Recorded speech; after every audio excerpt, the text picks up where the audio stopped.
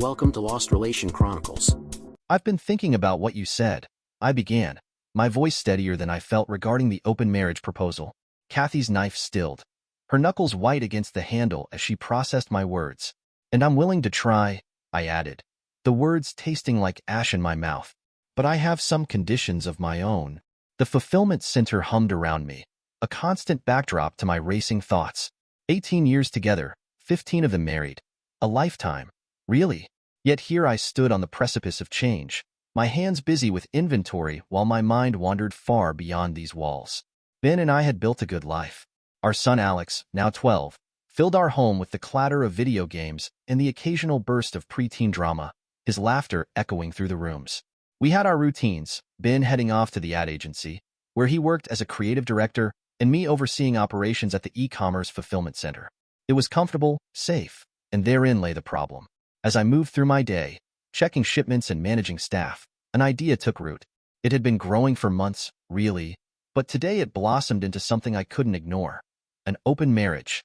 The very words sent a thrill through me, a mixture of excitement and terror. I pictured Ben's face, the furrow that would appear between his brows when I broached the subject.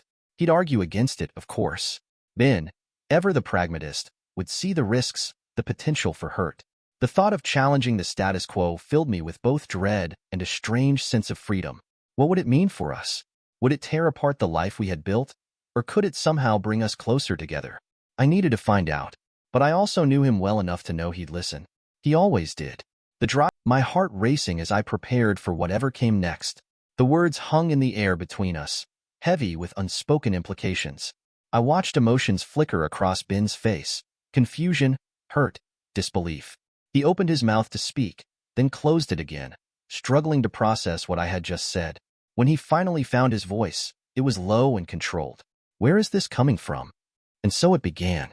We talked for hours, our voices barely above whispers, mindful of Alex just down the hall. I poured out my feelings, explaining the restlessness that had settled in my bones, the sense that there was more for both of us to explore. Ben countered with concerns about our family, our commitment, and the potential for jealousy and hurt.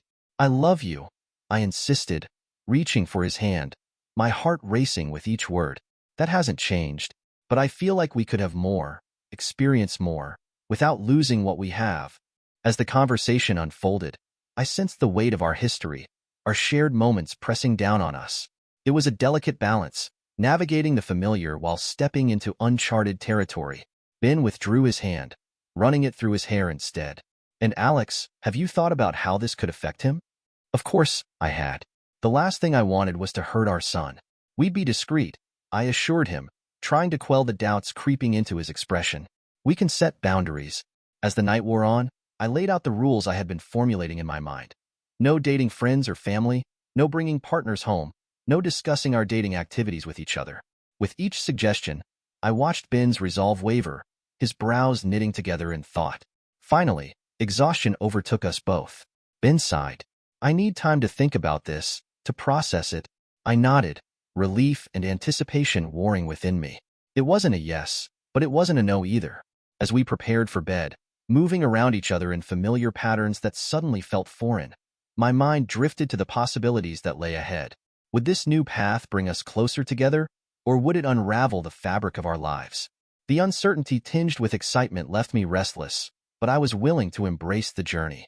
The charming barista at my favorite coffee shop, the colleague from a neighboring department whose laugh always caught my attention. Lying in bed, Ben's back a rigid line beside me, I allowed myself to hope that this could be the beginning of something new, something exciting for both of us. Ben's voice, thick with emotion, broke through the darkness. I'll think about it, but I can't promise anything. I reached out, my fingertips just brushing his shoulder. That's all I'm asking for now. Just to think about it. As sleep finally claimed me, I couldn't help but wonder what the coming days would bring. Change was coming. I could feel it. Now let's check Ben's side of the story. The weight of Kathy's proposal sat heavy in my chest as I navigated the bustling streets on my way to work. The city around me buzzed with life, and I felt a strange thrill at the prospect of what lay ahead. Would I be able to explore this new territory without losing the foundation of my family? The question swirled in my mind like the steam rising from the coffee cups I passed. The morning rush of the city usually energized me, sparking ideas for new campaigns. Today, however, it all felt muted, overshadowed by the looming decision before me. As I settled into my office, surrounded by the creative chaos of half-finished storyboards and concept sketches, I found myself unable to focus. My mind kept circling back to Kathy's words and the look in her eyes as she spoke of an open marriage. The initial hurt and confusion I'd felt had given way to a sort of numb pragmatism. I thought of Alex, our son, with his mop of unruly hair and his inherited stubborn streak. The idea of him shuffling between two homes, caught in the crossfire of a bitter divorce, made my stomach churn. Perhaps, I reasoned, agreeing to Kathy's proposal was the lesser evil. Better for Alex to grow up in a stable environment, even if the foundation was built on a precarious arrangement. As I absent-mindedly scrolled through emails, the weight of the decision pressed heavily on my chest. Was I willing to risk everything for the chance of something different? And if I did, how would I navigate the complexities of our new arrangement? The questions hung in the air like the morning fog outside my window, each one more daunting than the last. By the time I returned home that evening, my decision was made. I found Kathy in the kitchen, chopping vegetables with mechanical precision. The set of her shoulders told me she was bracing for another argument. "I've been thinking about what you said," I began, my voice steadier than I felt. "About the open marriage." Kathy's knife stilled, her knuckles white against the handle. "And I'm willing to try," I said, the words tasting like ash in my mouth. "But I have some conditions of my own." Relief and excitement warred on Kathy's face as I listed my terms. "No compulsion to fulfill each other's physical or emotional needs," I stated, my tone firm. "No divorce, at least until Alex leaves for college. And protection must be used at all times." Her expression shifted from surprise to understanding, a mix of hope and caution. It was clear that while we were stepping into uncharted territory, we were also laying the groundwork for a new kind of partnership, one that acknowledged our past while allowing us the freedom to explore our futures. In case of pregnancy, the spouse is not responsible. Kathy nodded eagerly, reaching for my hand. I let her take it, even as I felt a chasm widening between us. "There's one more thing," I added, gently extracting my hand from hers. "We need to make this official. A postnuptial agreement, signed by both of us. Verbal agreements don't hold up in court." A flicker of hesitation crossed Kathy's face, quickly replaced by determination. "Of course," she agreed. "Whatever you need to feel comfortable with this." As I watched her return to her meal preparation, humming softly to herself, a plan began to form in the recesses of my mind. 6 years, I thought. 6 years until Alex graduated high school. 6 years to secure our assets, to build a safety net for myself and our son. I plastered on a smile as Kathy called Alex to dinner, pushing away the guilt that gnawed at my conscience. In that moment, I made a silent vow to myself and to my son. We would weather this storm, and when the time came, we would emerge unscathed. The first seeds of my exit strategy were sown, hidden beneath a veneer of reluctant acceptance. As we sat down to our family meal, the usual chatter filling the air, I felt a strange mix of hope and dread settle in the pit of my stomach. I couldn't help but wonder how long this facade would hold. A month into our new arrangement, I found myself adrift in uncharted waters. The initial thrill of possibility had given way to a complex tangle of emotions I struggled to unravel. I had gone on dates with 3, maybe 4 of the people I'd fantasized about for so long. The barista with the infectious laugh, the colleague whose eyes always seemed to linger. Each encounter left me with a curious mix of satisfaction and emptiness. Now let's check Kathy's side of the story. Physically, my needs were met. I rediscovered parts of myself I thought long dormant, experiencing the heady rush of new touch and taste. I felt wanted, which was an ego boost. But as the novelty wore off, I began to notice the hollowness that followed. The emotional connection, the ineffable spark that turns an encounter into something more, remained frustratingly elusive. I had expected this newfound freedom to fill a void, yet it only deepened my sense of isolation. I was exploring the surface of intimacy, but beneath it lay a vast ocean of longing for something deeper, something that had once felt secure and fulfilling in my marriage. At home, the silence grew oppressive. Ben had retreated to his man cave on the first floor, emerging only to leave for work or to grab a meal. The space between us, once comfortable, now yawned like a chasm. I found myself listening for his footsteps, both dreading and longing for those brief moments of proximity. Our bedroom, which had once been a shared sanctuary, now felt cavernous and cold. I'd wake in the night, instinctively reaching for a warmth that was no longer there. The emptiness of Ben's side of the bed mocked me, a physical manifestation of the distance between us. I tried to fill the void with more dates and encounters, but each one left me feeling increasingly alone. The fleeting excitement of new connections faded, revealing an aching emptiness that I couldn't ignore. I was seeking intimacy in all the wrong places, only to discover that the deeper connection I craved was still tied to the very person I was trying to distance myself from. The more I reached out, the more isolated I felt, trapped in a cycle of superficial interactions that did nothing to mend the growing rift in my marriage. I began to question my choices, wondering if the price of this newfound freedom was higher than I'd anticipated. One evening, as I sat alone at the dinner table, the sound of Ben and Alex's laughter drifted down from upstairs. The easy camaraderie in their voices pierced through me. When had I last heard Ben laugh like that? When had we last shared a moment of genuine connection? I found myself hovering at the bottom of the stairs, one foot on the first step, wrestling with the urge to join them. But the invisible barrier Ben had erected felt impenetrable. Instead, I retreated to the living room, where the TV provided a poor substitute for companionship. As days turned into weeks, I realized with growing dismay that the open marriage I had lobbied so hard for had become a prison of my own making. What had initially seemed like a path to liberation now felt like a suffocating trap, leaving me longing for the very connection I had sought to redefine. The freedom I had craved now felt like isolation. Ironically, the man I thought I needed space from, Ben, was the one I missed most of all. The transition to our new arrangement went more smoothly than I'd anticipated. In truth, our marriage had often felt more like a carefully maintained facade than a genuine, living relationship for years. Our sex life had dwindled to nothing over the past 2 years, and we had been sharing a bedroom in name only for far longer than that. Moving my belongings to the upstairs room was merely a formality, a physical manifestation of the emotional distance that had long existed between us. Now let's check Ben's side of the story. Yet with that move came an unexpected sense of liberation. I was free from tiptoeing around Kathy's moods, free from forced conversations and awkward silences. I had carved out a life for myself beyond our marital struggles, exploring new connections and activities. But as the initial thrill began to fade, the reality of my loneliness settled in, making me realize that the absence of Ben's companionship left a void that no number of new encounters could fill. The gym had become my sanctuary, and yoga and meditation were my tools for maintaining not just physical health but mental equilibrium. These practices instilled in me a discipline that extended to all aspects of my life, including control over my physical needs. My man cave quickly became my haven, set up with all the comforts I needed: a large TV, cable, and a gaming console. When I wasn't at work, I could retreat there, insulated from the tension that seemed to permeate the rest of the house. Alex was the only one who regularly breached my self-imposed isolation. Smart kid that he was, he never said anything outright, but I could see in his eyes that he understood things had shifted. He was perceptive enough to realize that the change in living arrangements was just a symptom of a deeper issue.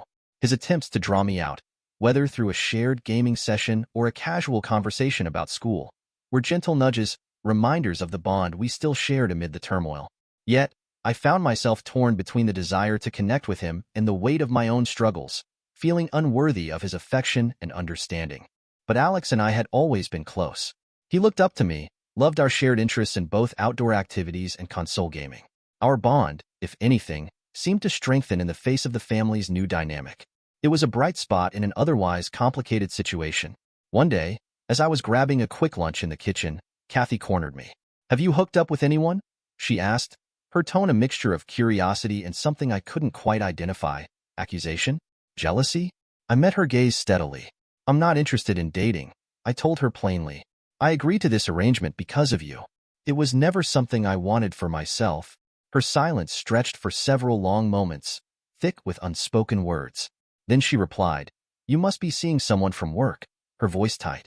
"You never go out to socialize." I merely shrugged, turning back to my meal. The conversation left a bitter taste in my mouth. I could sense her frustration bubbling beneath the surface, the cracks in our agreement widening.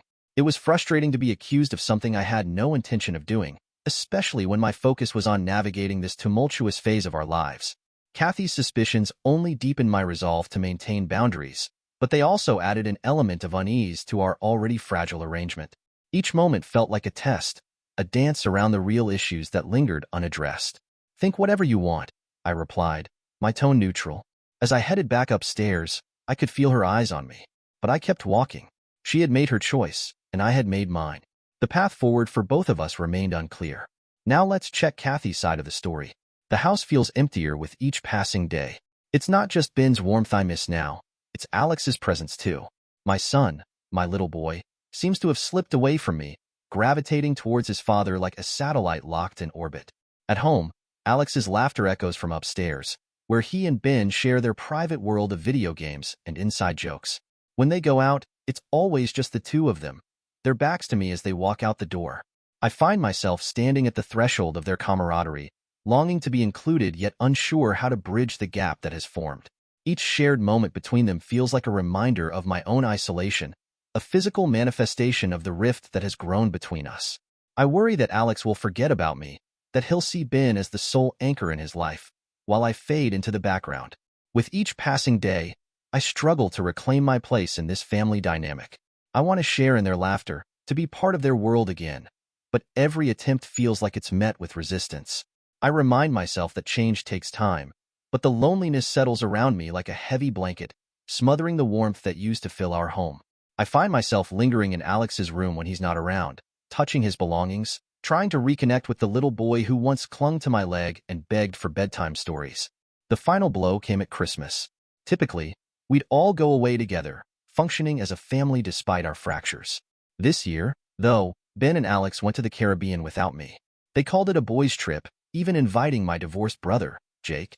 The message was unmistakable. I wasn't welcome. In an effort to salvage our bond, I promised Alex a trip to Paris, the city he's always dreamed of visiting. But he barely glanced up from his phone as he turned me down, already packed for the trip with his father.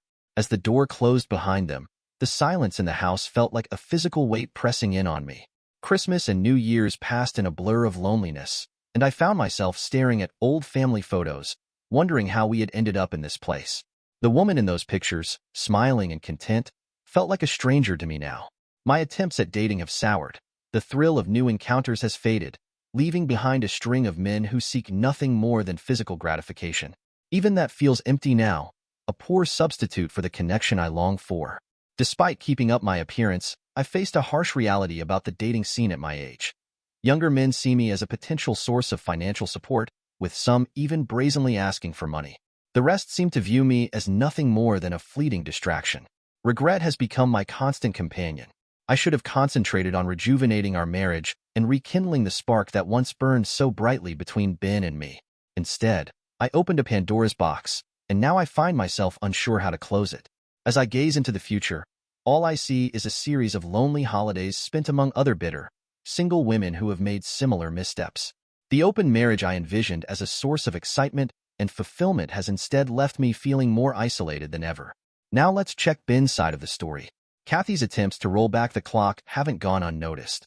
One night, while Alex was at a friend's house, she tried to seduce me. The Kathy of a few years ago might have succeeded, but now I gently rebuffed her advances. Her next approach was to play on my guilt. With teary-eyed accusations and reminders of our shared history, she tried to draw me back in. I calmly reminded her that I had warned her about the potential consequences of an open marriage. She had been so certain that the grass would be greener on the other side. And now that she's discovered it's just a barren field, she wants to return home. But home isn't the same place anymore.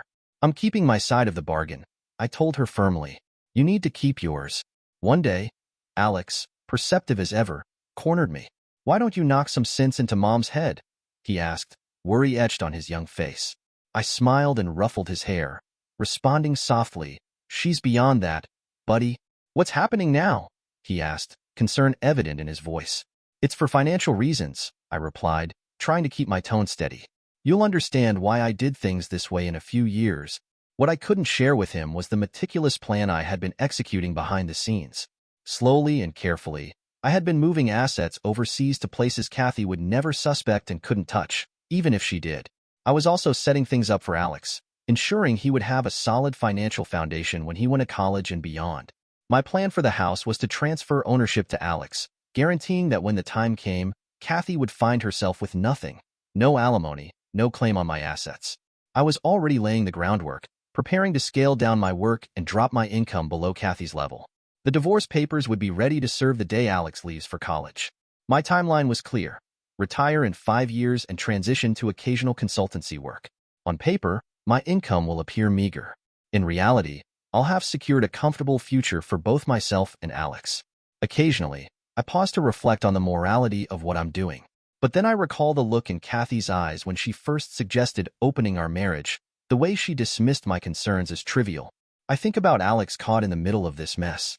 Each time, I remind myself, no, this isn't just about me protecting myself. I'm securing a future for my son, free from the financial entanglements that so often poison families after divorce. Kathy made her choice. Now it's time for me to make mine. Now let's check Kathy's side of the story. 6 years have passed since that fateful day I proposed opening our marriage, 6 years that feel like a lifetime. Each day a stark reminder of what I've lost. The dating scene, once alluring in my fantasies, has turned into a barren wasteland. Whenever I managed to secure dates, they inevitably ended in disappointment. I encountered selfish men, more interested in what I could offer them for a night, or maybe two. There was no connection, no warmth, none of the excitement I had naively anticipated. As the years went by, even those unsatisfying encounters dwindled.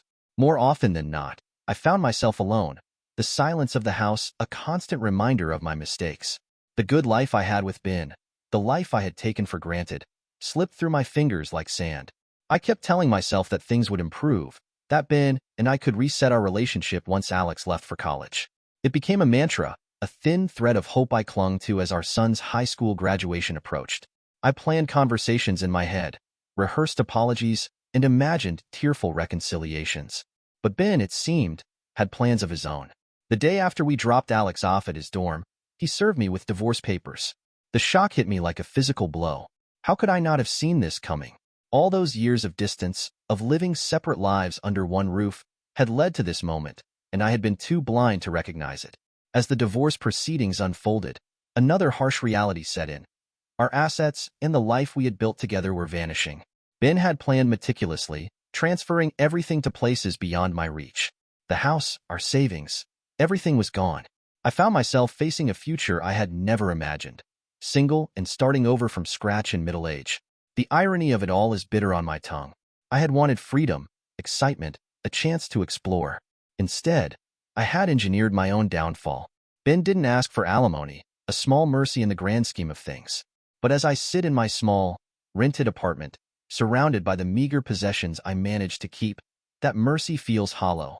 I gave up a good man, a stable life, and a close relationship with my son, all for a fantasy that never materialized. Alex calls occasionally, his voice guarded, our conversations stilted. I hear echoes of his father in his tone, in the careful way he chooses his words. Another victim of my own foolishness. As I navigate this new, solitary life, I'm haunted by memories of what once was, family dinners, shared laughter, and the warmth of Ben's smile, all sacrificed at the altar of my misguided desires.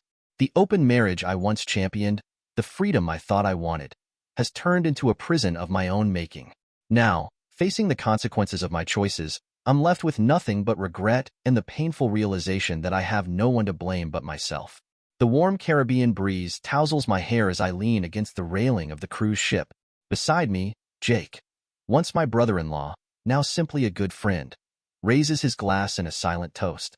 Now let's check Ben's side of the story. We're a month into our world tour, celebrating freedom and new beginnings.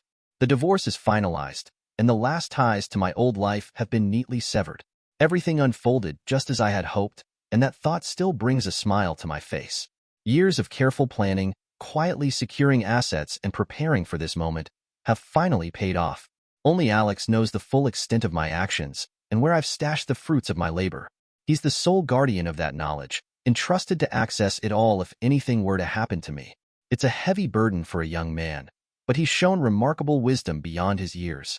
I'm proud of him and proud of the man he's becoming. As for me, I'm free.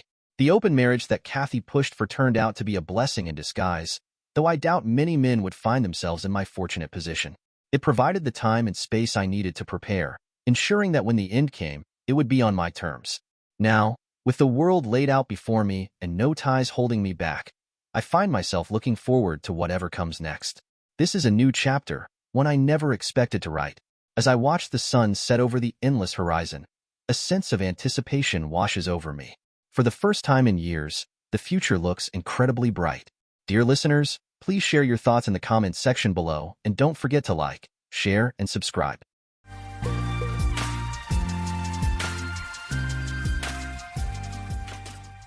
I vividly remember meeting Julie for the first time on a rainy afternoon, just as I started a new job at her company. She was kind, funny, and her energy lit up every room. We quickly became inseparable and soon fell in love. Our wedding was small, just close friends and family, exactly how Julie wanted it. And it was perfect. Those were the happiest days of my life. But life can be cruel. Julie's sudden end of life in an accident devastated me, leaving me lost and heartbroken. It took years to heal. And just when I thought I'd never love again, I met Rachel. She brought joy back into my life and I began to move forward.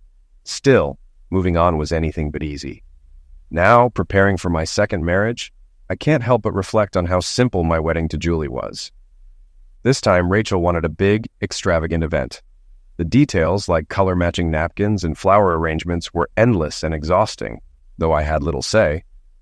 My mother-in-law, Rachel, and her friend Amber made the decisions, while my suggestions, inspired by my wedding with Julie, were ignored.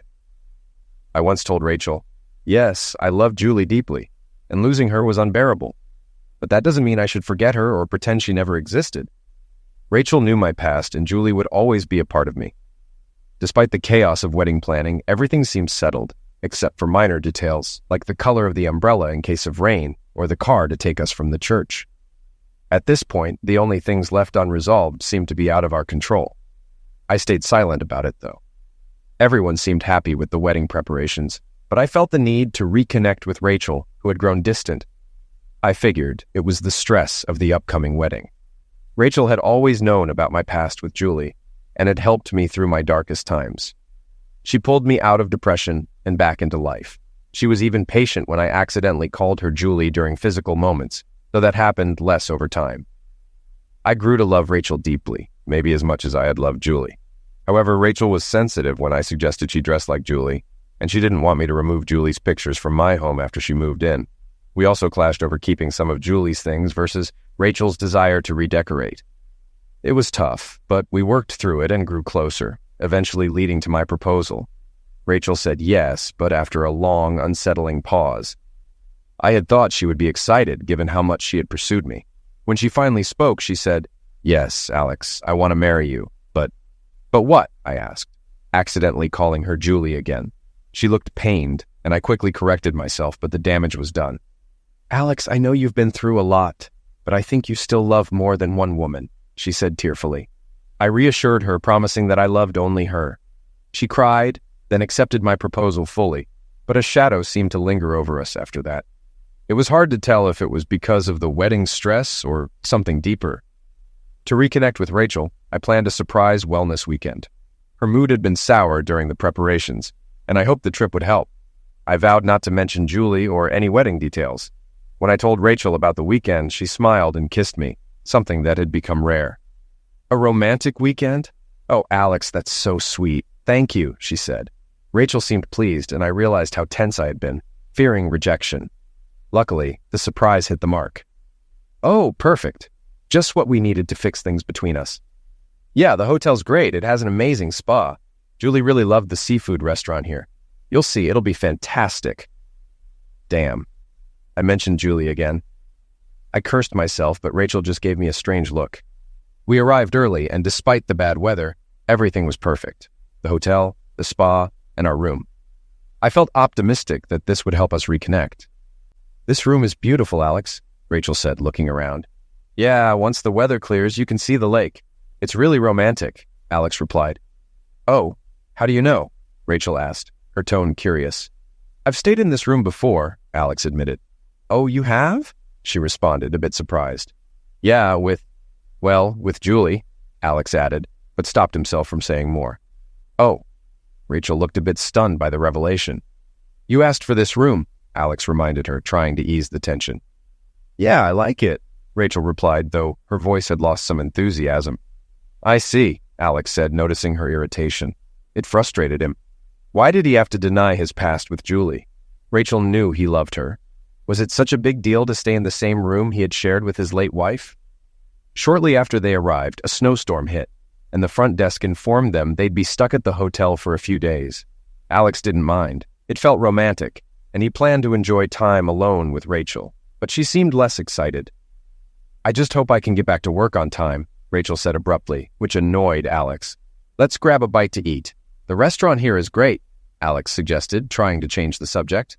They were seated at a nice table, one Alex had sat at before with Julie. "Let me guess, you sat here with Julie?" Rachel asked, her voice laced with sarcasm. "Yes, it has a nice view," Alex responded, trying to remain calm. "Maybe I should wear a wig," Rachel snapped. "A wig?" Alex repeated, confused. "Yeah, and dress like Julie," she said, her tone sharp. "Rachel, stop being ridiculous," Alex said, growing frustrated. "Alex, this has to stop," Rachel insisted, her voice firm. "You knew about my past from the start," Alex countered. "Yes, but I'm not going to relive your life with her. I want to make new memories, not live in Julie's shadow," Rachel said, her frustration clear. "Rachel, Julie is part of who I am," Alex explained, trying to make her understand. "So I have to share you with her for the rest of my life?" Rachel asked, her anger rising. "That's not what I mean," Alex started to say. "Well, I guess I'll have to deal with it. But if sharing is the deal, you'd better learn something about it too," Rachel shot back, her voice full of anger. I could tell Rachel was struggling with the situation, and I should have been more diplomatic, but it was a sore spot for me too. Before I could say anything, she left the table. I decided to follow her to the buffet, intending to talk and reassure her. She was already in line, chatting with a tall, handsome guy who was clearly interested. They laughed, touched hands, and looked like a couple. I don't usually get jealous, but this was unsettling. They filled each other's plates, giggling like teens, and then sat at a small table for two. I felt a rush of unease, but joined them anyway. "Hi, I'm Alex, Rachel's fiancé," I introduced myself, extending a hand. The guy ignored me completely, which hurt. Rachel giggled, clearly trying to get under my skin. "Rachel, what's going on?" I asked, annoyed. She and the guy, Danny, kept talking and laughing while I sat there, humiliated. Rachel didn't mention me or our wedding, and I grew more frustrated as they bonded over work and family. "You're an amazing woman, Rachel. I'm glad we met," Danny said. "And I can't believe you're here alone, Danny. I'm glad we're snowed in. It's going to be great," Rachel replied, flirting openly. "Rachel," I shouted, but she ignored me. Then she leaned over and kissed him, leaving me stunned. The entire restaurant gasped. I felt utterly humiliated. I didn't want to cause a scene, but I was furious. Rachel continued playing this cruel game, and when she suggested going to his room, Danny looked surprised but willing. They left together, leaving me alone and humiliated. I returned to our room, too stunned to think straight. Hours passed, and I couldn't shake my anger, hurt, and doubts about the marriage. Eventually, I asked the front desk for Danny's room number. They couldn't tell me directly, but hinted it was 107. I went outside, found their room, and saw them cozy on the couch. At least they were fully clothed. I took a picture. They spotted me, waved, and kissed again, clearly mocking me. I took another photo and left, unable to watch any longer. I was crushed, questioning everything about our relationship. Later that night, I saw them in the restaurant, acting like a couple, hugging, kissing, enjoying themselves. I took more pictures, then ordered room service to avoid further humiliation. I waited for Rachel to return and make things right, but she never did. Around 10 p.m., I went back to check their room. The curtains were mostly closed, but I could still see through the gaps. They were kissing again, and then things escalated. I kept taking photos, trying to stay calm, even though it was unbearable. Finally, when they finished and cuddled on the couch, I left, freezing and heartbroken. I went back to our room, cried, pounded the bed in frustration, uploaded the photos to my cloud, and finally fell asleep after taking some sleeping pills. I woke up around 9, with Rachel sitting in a chair, watching me quietly. Neither of us said a word. I wasn't angry anymore, just sad. Thoughts of what could have been ran through my mind. She didn't even look remorseful, just content, as if unaware or indifferent to the impact of her actions. Maybe this had been her plan all along. "Are you feeling better now?" she asked. "No. I'm going to spend the day with Danny until we leave. My stuff is already in his room. After that, I'll be yours again. Unless you mention Julie," she said calmly. "No," I replied in the same tone. "Enjoy yourself." She left without another word. I couldn't believe how arrogant she'd become. Maybe I had misjudged her all along. She didn't want to end the relationship, just teach me a lesson. Sure, I'd been careless mentioning Julie, but her reaction was extreme. It was over between us. Stuck at the hotel, I felt trapped and humiliated, desperately wanting to escape. My mind kept spiraling, and I knew I needed a distraction. As I headed for breakfast, Michael from the front desk stopped me. "You don't have to stay here. The roads will open for a short time today. Follow the supply truck, and you'll be able to leave before the next storm hits." "Thank you, Michael." I meant it, and tipped him generously. The idea of escape lifted a huge weight off my shoulders. I packed up, checked out, and followed the delivery truck to the highway with no issues. The drive home was long, and I struggled to process everything that had happened. One thing was clear. There would be no wedding. I canceled everything: the venue, the caterer, the DJ, and sent out simple wedding cancellation notices. Due to unforeseen circumstances, we regret to inform you that our wedding has been canceled. I didn't feel the need to air the dirty details. I also reached out to the San Francisco company I'd turned down because of Rachel. They welcomed me back, saying, "Come here, Alex. We'll find you a place and the job is still yours. Sounds like your ex did you a favor." I wasn't ready to laugh about it yet, but I was relieved. If this had happened 6 months into marriage, it would have been much worse. The pain of losing someone I loved was real, but her betrayal made moving on easier. A whole new life was ahead of me, and for the first time I felt like I truly dodged a bullet. I quit my job, packed my car, and left our apartment. On a whim, I even peed in her underwear drawer, though it didn't feel good afterward. Just a childish act to show my frustration. The drive to San Francisco would take 4 or 5 days, and I looked forward to the solitude and time to reflect. After 2 days of anger and resentment, my phone rang as I started my trip. "Alex, it's Rachel. Thank God the roads are clearing," Rachel said. Alex regretted answering. All the anger surged back, and he stayed silent. "Alex, are you there?" Rachel asked, her voice tense. "Yes," Alex replied flatly. "Did you cancel the wedding?" "My parents called," Rachel said, her tone anxious. "Yes, of course. What did you expect? That I'd still marry you?" Alex responded, his frustration evident. "Alex, please. I was just hurt about the Julie thing and made a mistake. I'm yours now. Nothing has to change," Rachel pleaded. "Maybe, but that person won't be me," Alex said coldly. "What?" Rachel asked, shocked. "I don't care how you justify it. We're done," Alex stated firmly. "Alex, please come get me. We need to talk," Rachel begged, her voice breaking. "No, I'm not your responsibility anymore, and I'm not in the neighborhood," Alex replied dismissively. "Where are you?" Rachel asked, desperate. "Kearney, Nebraska. I'm heading to California, starting a new life without you," Alex said, his voice resolute. Rachel began to sob, but Alex hung up.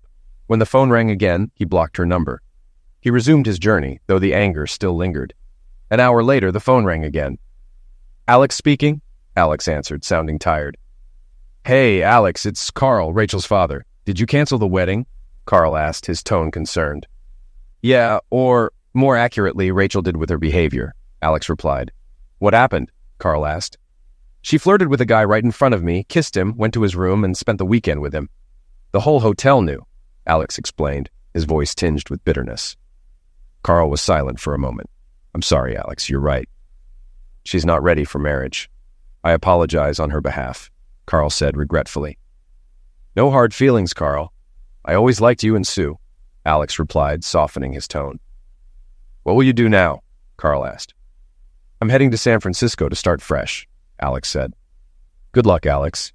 You're a good man," Carl said sincerely. "Thanks, Carl. Goodbye," Alex replied, ending the conversation. That call hurt. My future had fallen apart in just days. Friends called during the drive, and though I didn't share details, most seemed to understand the breakup. Eventually, the calls stopped, and I focused on starting my new life. But it wasn't easy. My thoughts kept drifting back to Rachel, the good times, and that awful weekend. After 2 months in San Francisco, my doorbell rang one Friday evening. Expecting Jehovah's Witnesses, I reluctantly opened it, but it was worse. Rachel, looking beautiful and nervous. I immediately slammed the door. She rang again, but I turned off the doorbell. How did she find me?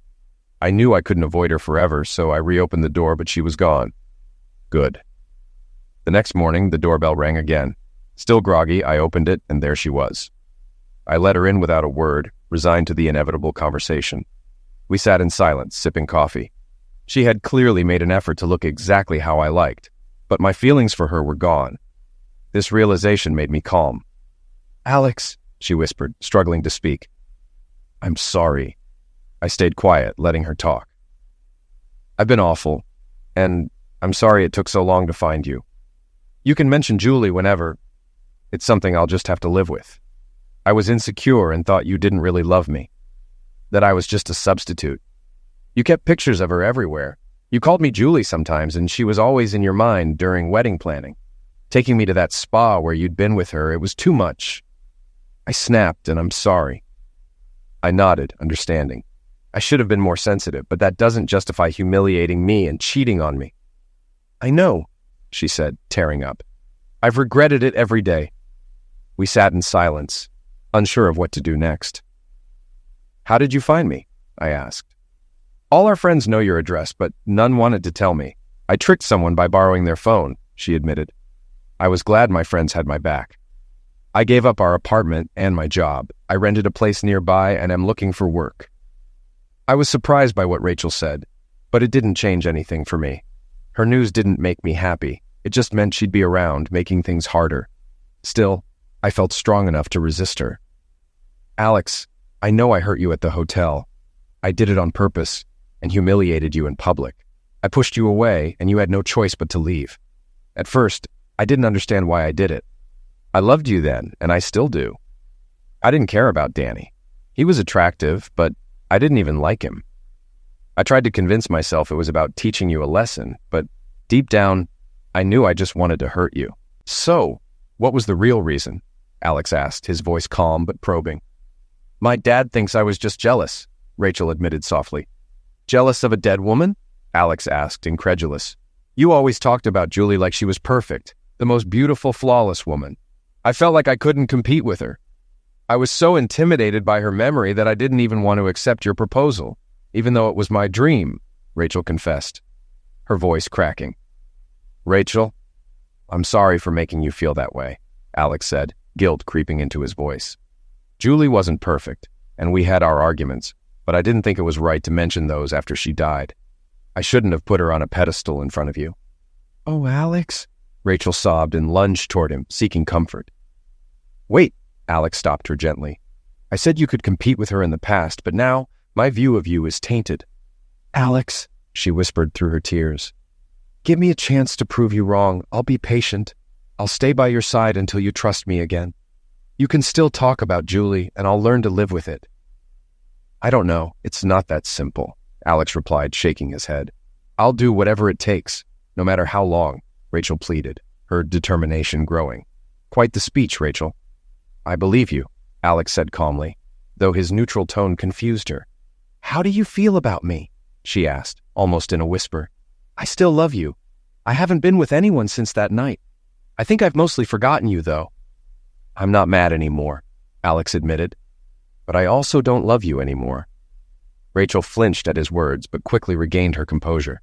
That's bad, but I can work with it. You loved me once.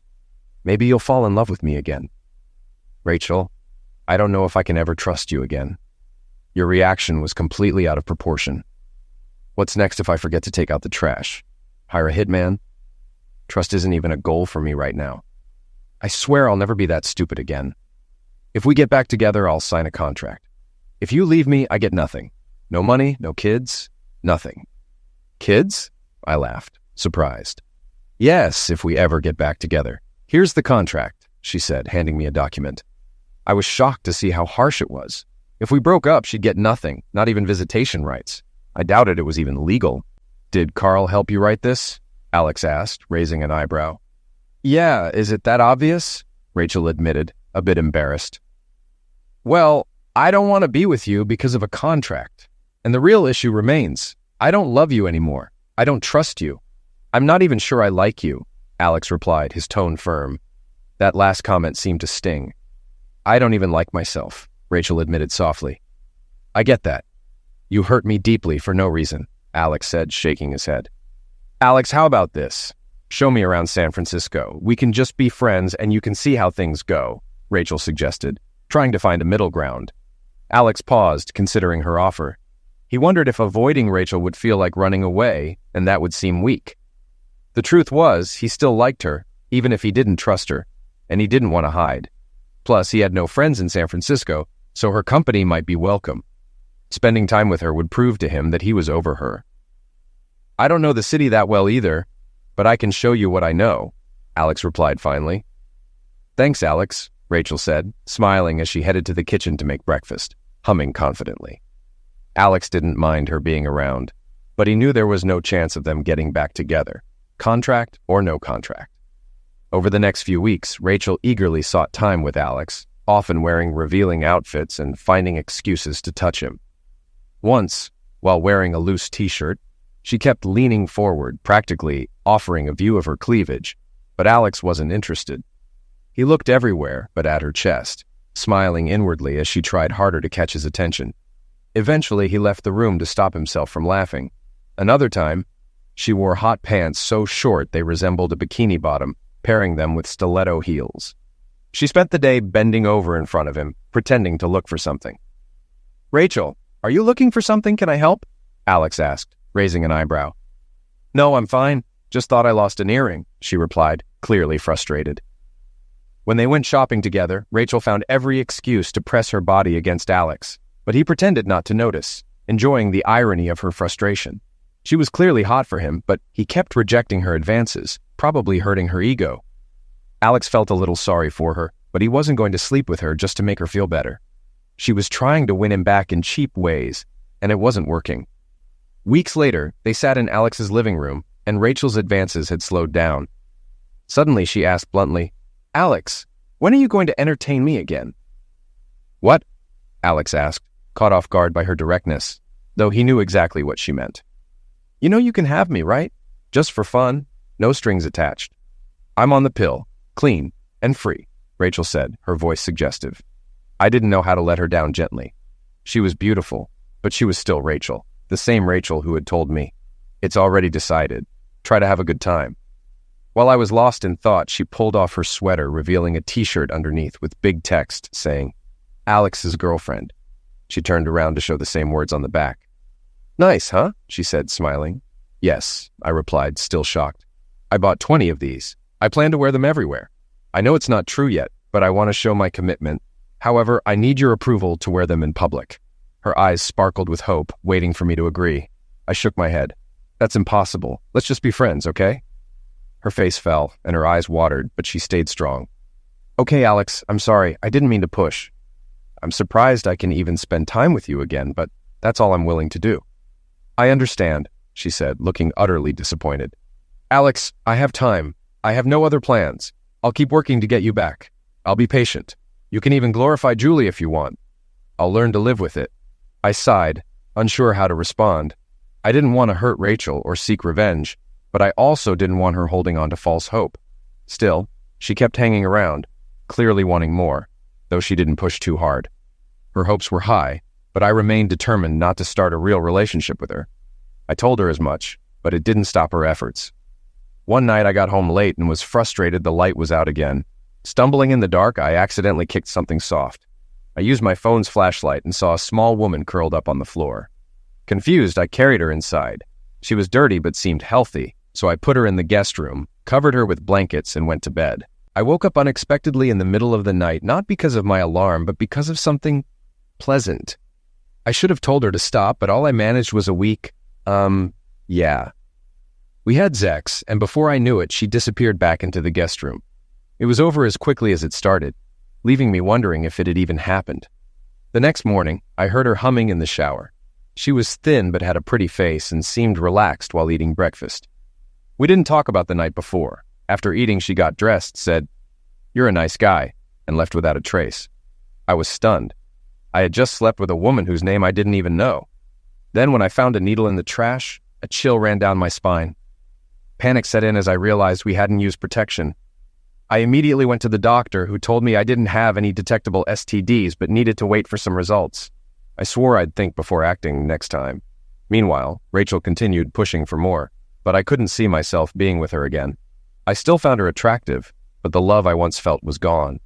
She wisely kept her marriage and kids' talk to a minimum, knowing too much pressure would push me away. We spent time together as friends, and while she hoped for more, I knew it was never going to happen. Months later, Rachel and I were about to have dinner when the doorbell rang. She jumped up to answer it, always eager to assert herself as if she were still my partner. I let her, realizing I'd been keeping her around for companionship while never fully clarifying that we wouldn't get back together. Despite her beauty and the fact she could be with someone else, she remained determined to win me over. When the door opened, I turned to see the woman I'd met months earlier standing there, still thin, except for her noticeably large stomach. Rachel looked surprised but quickly understood the implications of the woman's visit and her condition. "Please come in," Rachel said quietly. "Join us for dinner. I'm Rachel." "Annie," the woman mumbled, uninterested in pleasantries. Annie sat down without hesitation and began eating. "I'm pregnant," she said bluntly, confirming what we had guessed. "It's yours," she added, pointing her fork at me. I stared at the steak on her fork, trying to process it. "You're the only one I've had unprotected sex with," she continued, as if discussing the weather. I was too shocked to respond. Rachel, however, stayed calm.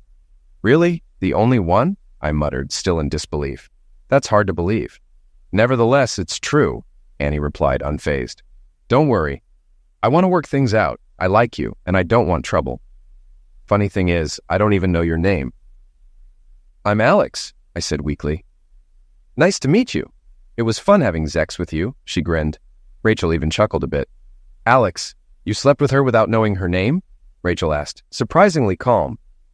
"Yeah, I guess so." "So? What now? Do you want infanticide?" Rachel asked. "No, it's too late. I've seen the ultrasounds. It's a baby now, and I can't end her life," Annie replied, her tone more serious. Rachel didn't miss a beat. "No problem. We'll adopt her." "What?" I dropped my fork, completely shocked. Rachel turned to me. "Shut up, Alex. This is a woman's matter. This could have been my baby if I hadn't messed up."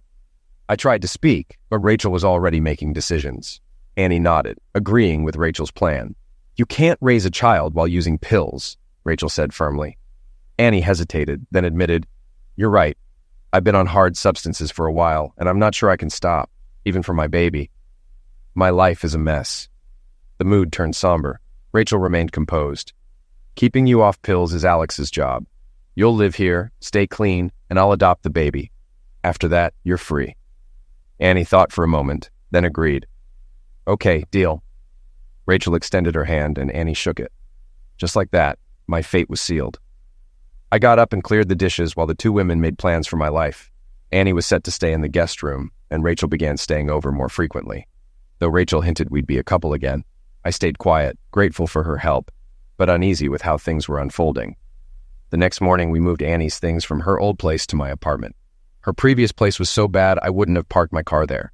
"Wow, your life's been rough, huh?" Alex asked while packing.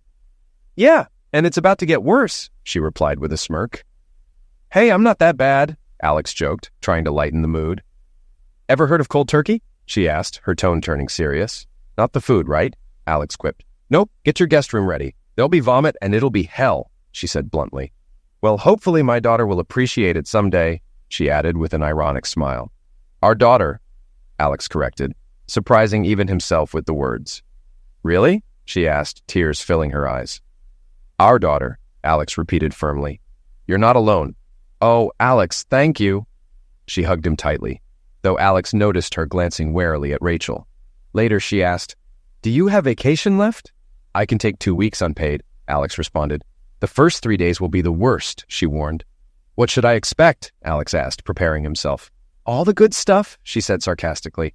"Vomiting, sweating, shaking, screaming at you, trying to escape. I'll hate you." "Got it," Alex said, resigned to what was coming. And that's exactly what happened. Twice she nearly escaped while I cleaned her bathroom. I ended up with scrapes and bruises, and the room was wrecked. She screamed a lot, but we survived the first 3 days. By then, I was familiar with all her bodily functions, and none of it was remotely pleasant. I sat by her bed, exhausted, looking at the trembling, vomit-covered mess. I didn't feel noble, just tired and dirty, helping a woman I'd carelessly impregnated. The whole thing was awkward, gross, and depressing, and I barely noticed the smell of vomit anymore. Her erratic sleep schedule left me equally sleep-deprived. A few hours later, she was up and pacing. "The worst is over. I need to be alone now. I'll take a walk." "Anna, you can't leave yet. 2 weeks, then you're free." "Let me go," she screamed. "No, Anna." She shifted to pleading. "Please, I need something to ease the pain." Let's get something to eat, I suggested, trying to calm her. Okay, she said, but suddenly made a run for the door. Luckily, she couldn't open it. It pushed instead of pulled. After that, I remembered to lock it, just to be safe. A few days later, she looked much better. Her eyes were clear again, and she seemed to have regained her composure. She was also sweating and shivering less, though she was still too thin. Now that her hair wasn't piled up and her skin wasn't so shiny, she was looking quite beautiful again. The worrying part was her attachment and emotional instability, which made me a bit uneasy. I couldn't tell if it was due to the pregnancy or the withdrawal, but she suddenly started touching me constantly, hugging and kissing me. That is, when she wasn't sitting in the corner crying or laughing.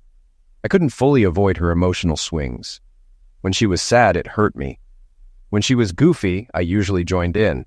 When she was clingy, I enjoyed the closeness of this pretty woman. And when she was suddenly turned on, you can guess what happened. Suddenly, we were back in bed together, having sex again. It was intense, full of need and desire. I hadn't realized how much I wanted this little woman until now, but I really, really needed to have her, and I was sure she felt the same. It seemed like her withdrawal, with all the vomiting, shaking, screaming, and yelling, had somehow bonded us. I was still aware I was having unprotected sex with a courtesan again, despite my promise not to be that stupid anymore. But at least she couldn't get pregnant again. And surprisingly, I never felt like I was with a hooker. She was actually pretty shy and even cried a little afterward, clinging to me like a burr. I didn't mind, not one bit. We sat on the bed afterward, me feeling satisfied and still a little surprised. So I guess you don't hate me as much anymore, huh? I asked. Don't be so sure, mister. That was still my bad side. Wait until you see me at my best. No, really. I think I've beaten my demons now, and I'm starting to think straight again. No, I never hated you. You were just trying to help me and our baby, and I'm grateful for that. She smiled cheekily. She was very charming, and she was getting prettier every time. If this kept up, I'd have to fight guys off with a stick. Wait, what? Why do I feel like I need to protect her? Did I really think she was my woman? I decided to deal with this problem with a proven tactic, procrastination. In the weeks that followed, the Spencer family seemed very relaxed. Annie and I got to know each other surprisingly well. Being sick and getting yelled at seemed to have created a strong bond between us. It helped that I was no longer stuck in the role of prison warden. We grew closer every day, laughing a lot and having sex. I even noticed a few glances in my direction that might have been longing. Yeah, honestly, I was starting to look at her the same way. Of course, Rachel still visited us regularly, and she didn't miss the changes. Alex, you two aren't developing some kind of love relationship, are you? She asked. I'm not sure, Rachel. We're definitely getting closer. She looked completely shocked. Alex, don't do this to me. I feel like I'm so close to getting you back. Don't let me lose you to that fool, okay? Rachel, you know that. Yes, I know. I'm not asking for anything. You can do whatever you want, but you know I still haven't given up hope. Alex, I'm going to keep fighting for you. I won't give up, even if it takes decades. I just sighed and let the matter drop because Annie had walked into the room. I knew Rachel was struggling, but I was starting to see Annie as my girlfriend now. And I'm definitely a one-woman man. Annie and I grew even closer as I made sure she stayed away from pills, went with her to checkups, bought tons of baby supplies, and did everything else parents do to prepare for a new baby. We acted like a normal couple, and that's exactly how it felt to me. After our daughter Mel was born, everything became clearer. Annie, Mel, and I were a family, no question about it. The idea of giving Mel up for adoption now seemed absurd. Of course, we were going to keep her. Rachel noticed all of this during her frequent visits. Alex, I've lost you forever, haven't I? She asked. Yes, Rachel. What we had is over. Alex, please, she sobbed. This isn't fair. I know I completely screwed up that weekend, but I did everything I could to make things right. Doesn't that count for something? I don't know if it's fair. I belonged to you exclusively, but you were the one who separated us for no good reason. That meant we were both free to be with someone else, and that's what happened. It's not about fairness, and it wasn't intentional. There's no set price for what you did that weekend. You threw a bomb between us, and you never know which direction will be blown. In my case, it led me to Annie. Alex! She was openly sobbing now. I walked over and wrapped my arms around her. Rachel, you're still young and beautiful. Go find the right man, and don't do anything like that again, okay? No, Alex, I'll wait for you. No, don't. There was nothing I could do. I sighed. She was right. If she had chosen to throw her life away, that was tragic. but I couldn't stop her. That's how things ended with Rachel. It was sad because I once loved her, and things could have been great. But I didn't love her anymore, and she didn't love me either. I was starting to fall for Anna. No, actually, I was already completely in love with her. Her awkward, innocent, and charming ways, her sweet face, and her complete devotion to me. She practically worshipped me. The biggest difference with Rachel was that I actually trusted Anna, which was strange. I trusted a former pill dependent and courtesan, but couldn't bring myself to trust my ex-wife, who had only been wild for one weekend. The next few years brought us a small civil wedding, raising Mel, Rachel's disappearance, thankfully, and no recurring pill issues. Life with Anna wasn't always easy, of course. She still had major mood swings, but by then, I knew her well enough to handle it. The deep love we had for each other helped too. Mel was amazing. She had me wrapped around her little finger. Everything fell apart shortly after Mel's second birthday. I just put Mel to bed while Anna was still out shopping. Mel had worn me out again, and I collapsed on the couch, ready to zone out in front of the TV like usual. The doorbell rang the moment I sat down. Annoyed, I got up and opened the door. 2 policemen stood there. "Good evening. How can I help you?" "Good evening, Mr. Spencer. I'm Sergeant Jacobs. Are you married to Anna Spencer?" "Yeah. What's wrong?" I asked, suddenly feeling anxious. "Mr. Spencer, I am very sorry to inform you that we found your wife dead. Would you please come with us?" I didn't understand the rest. I collapsed. I'd kissed her goodbye just 2 hours ago. Was that the last time Mel or I would ever see her alive? Was she really never coming back? Would I never hear her laugh again? Never kiss her? Never hear her curse when she stepped on my foot? Never feel her snuggle into me? Never smell her scent again? "Annie, where are you? What happened? Why?" After who knows how long, a policeman shook me. "Mr. Spencer, are you all right? Should we call an ambulance?" No, I'm fine." It turned out she had died of a massive hard substances overdose. I had no idea she was still using. One of the officers casually mentioned he knew her, said she worked part-time as a courtesan and was too experienced with pills to make such a fatal mistake. They were sure she had eliminated herself. I was stunned. I didn't know. I barely knew her. She had been living a double life. Within days, I was shattered, unable to work, struggling to take care of Mel. A week after her end of life, I sat on the couch again, staring blankly at the TV, crying occasionally, feeling lost and incapable of handling the situation, emotionally and practically. Mel was crying again, which had become normal. Losing Annie devastated me and created a host of practical problems. My time off was almost over, and I needed to return to work. How was I going to take care of Mel? I had no family nearby and no one to rely on. Could I hire a babysitter? Could I trust anyone? Most of the people I trusted had deceived me in some way. Yeah, even Anna. Thinking back, she loved me, but she also deceived me. She lived a double life as a courtesan and pill dependent while I was at work or away on business. And now she had left me and Mel without a word or explanation. Ding dong. The doorbell rang, pulling me out of my thoughts. It had been ringing for a while.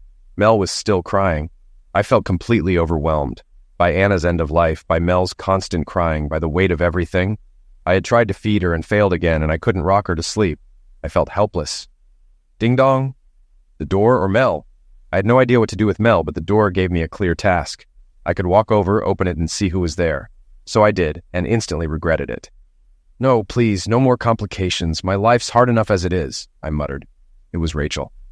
"No," was all I managed to say. "You look awful."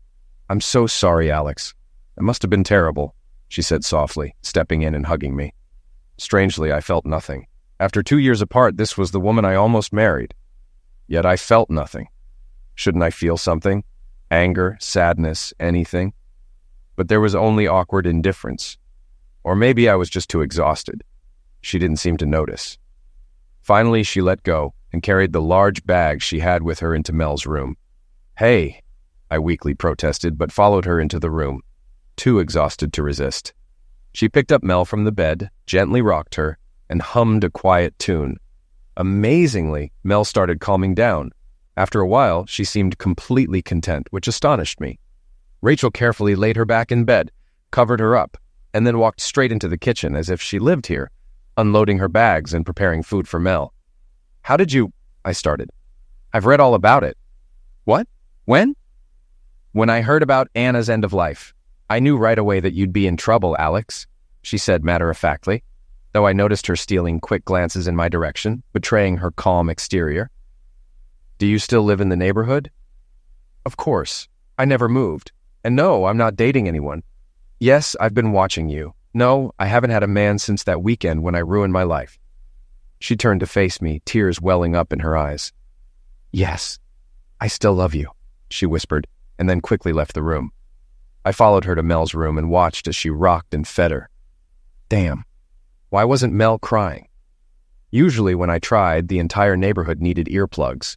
Rachel handled Mel effortlessly. She had come prepared. After a while, she turned to me again. What's your plan, Alex?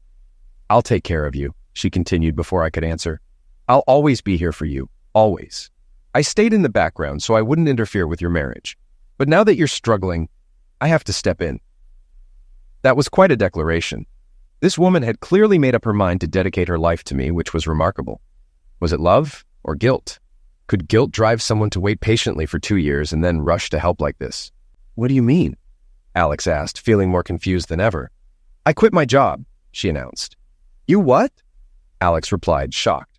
How else can I take care of you and Mel? You need a full-time nanny, and Mel needs me too, she said with a smile. To Alex's surprise, he found himself laughing for the first time in ages. She was right. Have you eaten anything? She asked, concerned. Since when? Alex responded. Since Anna's end of life, she said softly. I don't remember, Alex admitted. All right, Mel's fed. Now it's your turn. Just sit on the couch, she instructed. Alex did as she said, sitting down and realizing how grateful he was for her presence.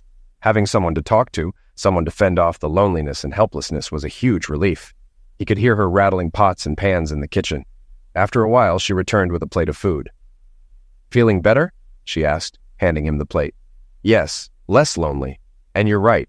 I do need help with Mel. Thank you. But what about your job? Alex asked, still processing everything. Alex, for 2 years, I haven't had a life. I haven't gone out or spent much. I've just stayed in my little apartment. The only thing I spent money on was the gym, she explained. You? The gym? Alex asked, surprised. Yes, I wanted to. Well, I'll explain later. She blushed a little. Anyway, I've saved up a lot. I can live for almost a year without working. We'll figure things out before then, she assured him. Oh, Alex said, feeling like he'd been thrown a lifeline, but unsure how to respond. Yes, I'll take care of you. In a year, you'll know what to do with your life. Maybe you'll meet someone new. Maybe you'll reconsider other options, she said with a small smile. Oh, I have to check on dinner. The meal was delicious, and Alex thanked her repeatedly. Afterward, he felt the urge to collapse into bed and sleep for a week. But she wasn't having it. Oh no, mister. You're not going to bed without a shower and brushing your teeth, okay? She teased. Yes, Mom, Alex joked, and she gave him a playful nudge in the ribs. She was right, though. His hygiene had been terrible lately. When I stepped out of the shower, I found my bed freshly made. It hit me that Anna had been the last one to make it, and the thought saddened me. As I climbed into bed under Rachel's benevolent smile, I couldn't stop thinking about Anna. Was our love real? Could you truly love someone you didn't fully know? She clearly hadn't trusted me enough to tell me everything. Soon after, I drifted into sleep, something I hadn't done peacefully since Anna's end of life. The next morning, I woke up to breakfast waiting on the nightstand. I was surprised I had slept through the night, something that hadn't happened since it all began. How had Rachel managed to keep Mel quiet? She wasn't just determined to help me. She was also quite capable of it. I ate breakfast, feeling a comfort that had escaped me for weeks. A little while later, Rachel entered the room humming happily, holding a sleeping Mel in her arms. She made it all seem so easy. Could a baby really adapt so quickly without her mother? One thing was for sure. I couldn't move on from Anna that easily. I was still grieving, still shocked by her end of life and the double life she had led. It hurt deeply, but I was thankful for Rachel's help, even if I didn't feel any special affection for her. Not yet. Feeling better? She asked, sitting beside me. Physically, yes, thanks to you. Emotionally, I'm still in shock. I don't understand how this all happened. Are you talking about Anna's end of life? She asked softly. About everything. Anna's end of life, the sudden change, I feel like I'm drifting. If you want me to move out, I will, Rachel said quietly. I don't want to impose. No, don't. You're helping me a lot. Please stay. She nodded, and I noticed a tear escape her eye. A few days later, I returned to work, confident Rachel could handle things. She was amazing with Mel, managing everything, including my emotional state, while giving me space when needed. She never tried to kiss me, but she'd hug me when I was down. Exactly what I needed at the time. "Alex, I need to visit my parents this weekend. Can you manage a few days alone?" she asked about 2 months after Anna's end of life. I realized I didn't want her to leave. It wasn't about practical reasons. I needed her presence, which confused me. Rachel smiled when she noticed, exclaiming, "Yes, yes!" She hugged me, and I realized I still loved her. The feeling had been buried under stress, but it was there. Rachel kissed me for the first time in years, and I hadn't realized how much I needed it. Everything felt good again, even if just for the moment. The sex that followed was a little awkward, but we didn't care. Afterward, Rachel promised, "Just don't hurt me again." "Never, Rachel. Never again," I assured her. We had both suffered, but it wasn't in vain. We had Mel, and I promised to be the best partner I could be. "Good," Rachel said. "You'll handle the weekend alone, but don't stay longer. From now on, this is our home, and we'll be a family." Life started to fall into place. Mel called Rachel Mommy, and we decided not to tell her the truth until she was older, if ever. We were happy as we were. One day, Rachel came to me and said, "Alex, I love Mel like my own, but I want to carry your baby. I was so jealous of Annie." "Then let's do it," I said without hesitation. Rachel became emotional, clearly surprised by my response. I didn't see a problem since we were already a family. "Do you trust me enough to have a baby with me?" I asked. "Yes," she replied, pressing herself against me, sobbing softly. "Thank you for asking, Rachel." "I'd never trick you," she said, looking into my eyes. "I know. So let's start," I replied. "I just need to get off the pill, but we can start practicing right now," she smiled mischievously. And that's exactly what we did. Tonight, we finished a special meal. I insisted on cooking and went all out. Candles, a white tablecloth, and 3 courses. Rachel was pleasantly surprised, but I could tell she seemed a little nervous during dinner. I didn't usually do this kind of thing, and she was starting to suspect something. I needed to act quickly if I wanted to keep the surprise intact. I walked around the table and got down on one knee. Her jaw dropped like a stone as I fumbled in my pocket. "Rachel?" I said softly. "Yes?" she asked, wide-eyed. "Would you—" Yes, Alex, yes, of course, I'll marry you," she blurted out before I could finish, her joy overflowing. I went quiet, pulling her into a huge kiss as I fell back under her pregnant body. "Thank you, Rachel," I said, still in awe of the moment. "Are you kidding me? Thanking me? I should be thanking you. And I'll keep thanking you for the rest of my life," she said, her eyes glowing. "And you know, we still have that contract," I teased. "Yes, but I don't think I'll need it," she smiled. "You won't," I reassured her. "Oh, and Rachel, one more thing. It's about Mel," I began cautiously. "She needs a mother." "But she already has one," Rachel said, her tone softening. "Yes, but not legally," I pointed out. Rachel looked at me, and to my surprise, tears filled her eyes. "God, you'll be lucky today," she said through her sobs, "and for the rest of your life." And I was. Now, back in the present, I'm lounging by the pool in the backyard, and my beautiful wife keeps casting longing glances my way while I play with our son. The wedding was small, just in time for my overjoyed father to witness it before he lost his battle with cancer. Before the wedding, I had waited for any sign of Rachel's old madness returning, but she knew exactly what I was thinking and just smiled. "It's not happening, Alex. Not this time. I've learned my role," she said with quiet confidence. She was right. I just hope marriage turns out to be less complicated for others. I always knew the process would be tricky, but Rachel's and my version seemed a bit over the top. Dear readers, if you've actually made it through this story, it ends right here. What follows is an alternate ending for those who prefer quick resolutions. It makes no sense and doesn't relate to the story. I just assume these readers prefer simpler narratives. "It's over, Rachel. I truly loved you, but you've completely destroyed all my feelings for you." "No!" she howled. "Alex, I can fix this. Please give me another chance. I know how stupid I was, and it won't happen again. I've learned my lesson, and I love only you." "It's too little. Too late, Rachel. And by the way, your lover Danny tried to confront me. Apparently, he had no idea about my Navy SEAL background." "He's not a bad guy, Alex. Did you hurt him badly?" "Not too much, I guess. But he won't be doing much for a while. He didn't realize it was a covert intelligence op." I'm so sorry about how things turned out, Alex. And don't worry about the 15 million. It's safe in my Cayman offshore account. I know it looked bad when I tried to pill you for the cartel and they attempted to steal your Mustang, but it was never about the money. All I ever wanted was you. But you can't have him anymore, a woman's voice said from behind. Rachel spun around, shocked. And who are you? Rachel demanded. I'm Sasha, Alex's new fiancé, the woman replied, her voice cool and confident. She was a few years younger than Rachel and looked like a supermodel. And since I run an international private investigation firm, we already have all the evidence we need. If you're not careful, that video of your ménage à trois will end up on the internet. You're finished, Rachel. Alex and I are meant to be together. No, Rachel howled, her voice rising to the intensity of a jet engine. Yes, Sasha continued, unfazed. You had an honest man and you threw him away. Now he's mine and I'm pregnant with his twins. Have a nice life, Rachel. I did love you, but we're done forever. At that moment, Rachel stood frozen, realizing how foolish she had been to treat Alex that way.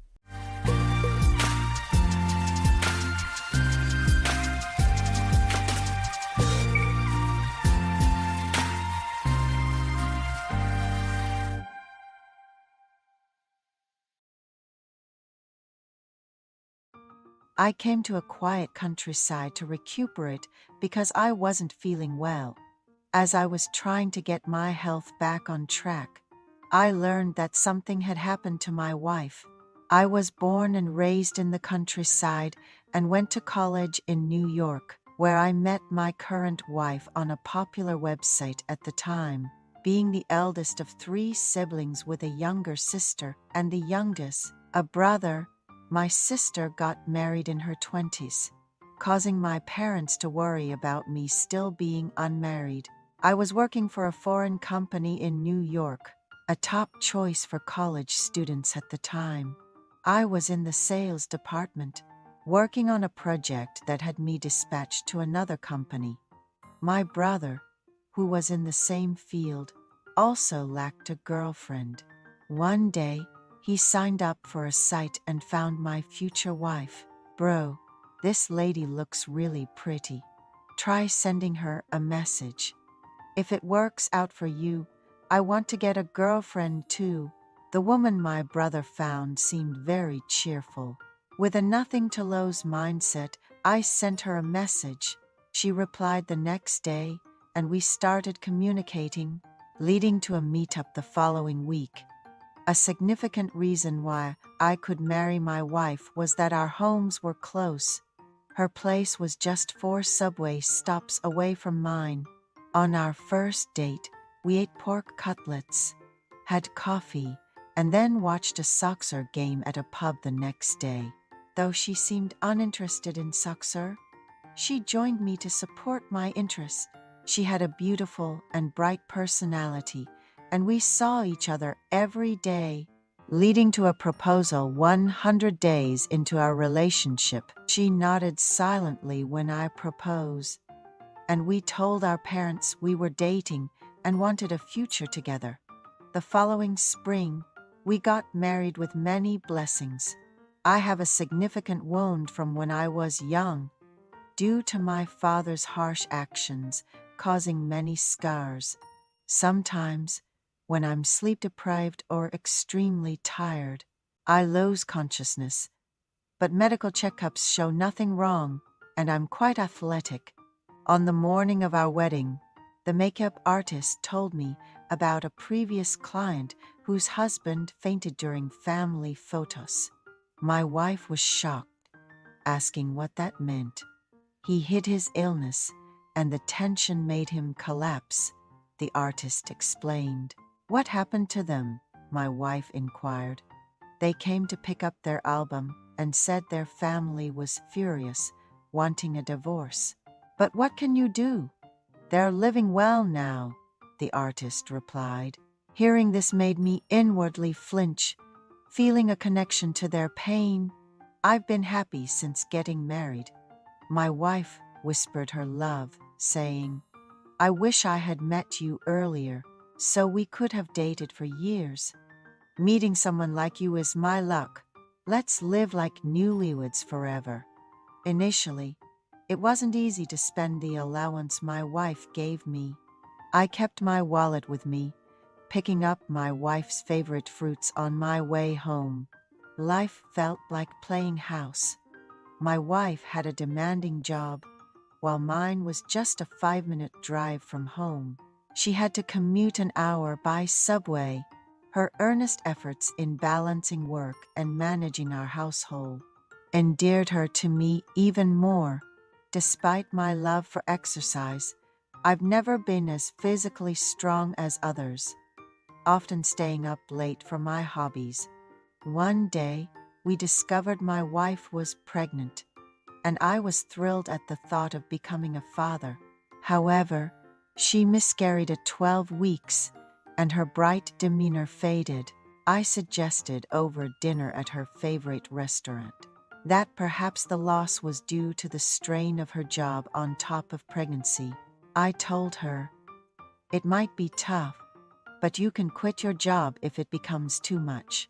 You know I can take care of us." She decided to wait and see. 3 months later, she was pregnant again and chose to leave her job to protect this pregnancy. Carefully, we made it past the critical 12 weeks, and our baby grew healthy.